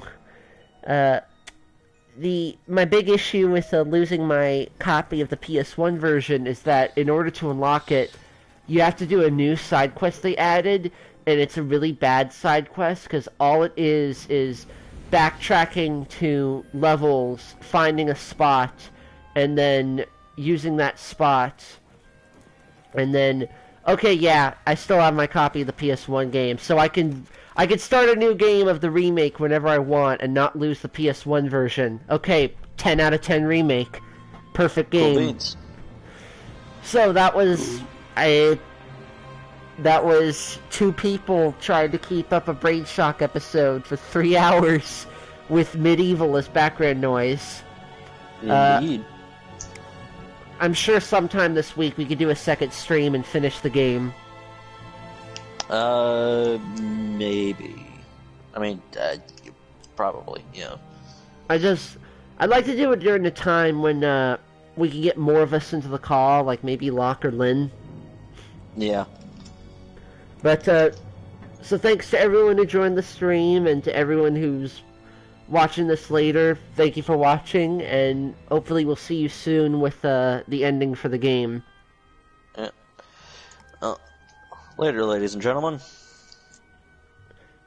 Good night, everyone, and thank you again.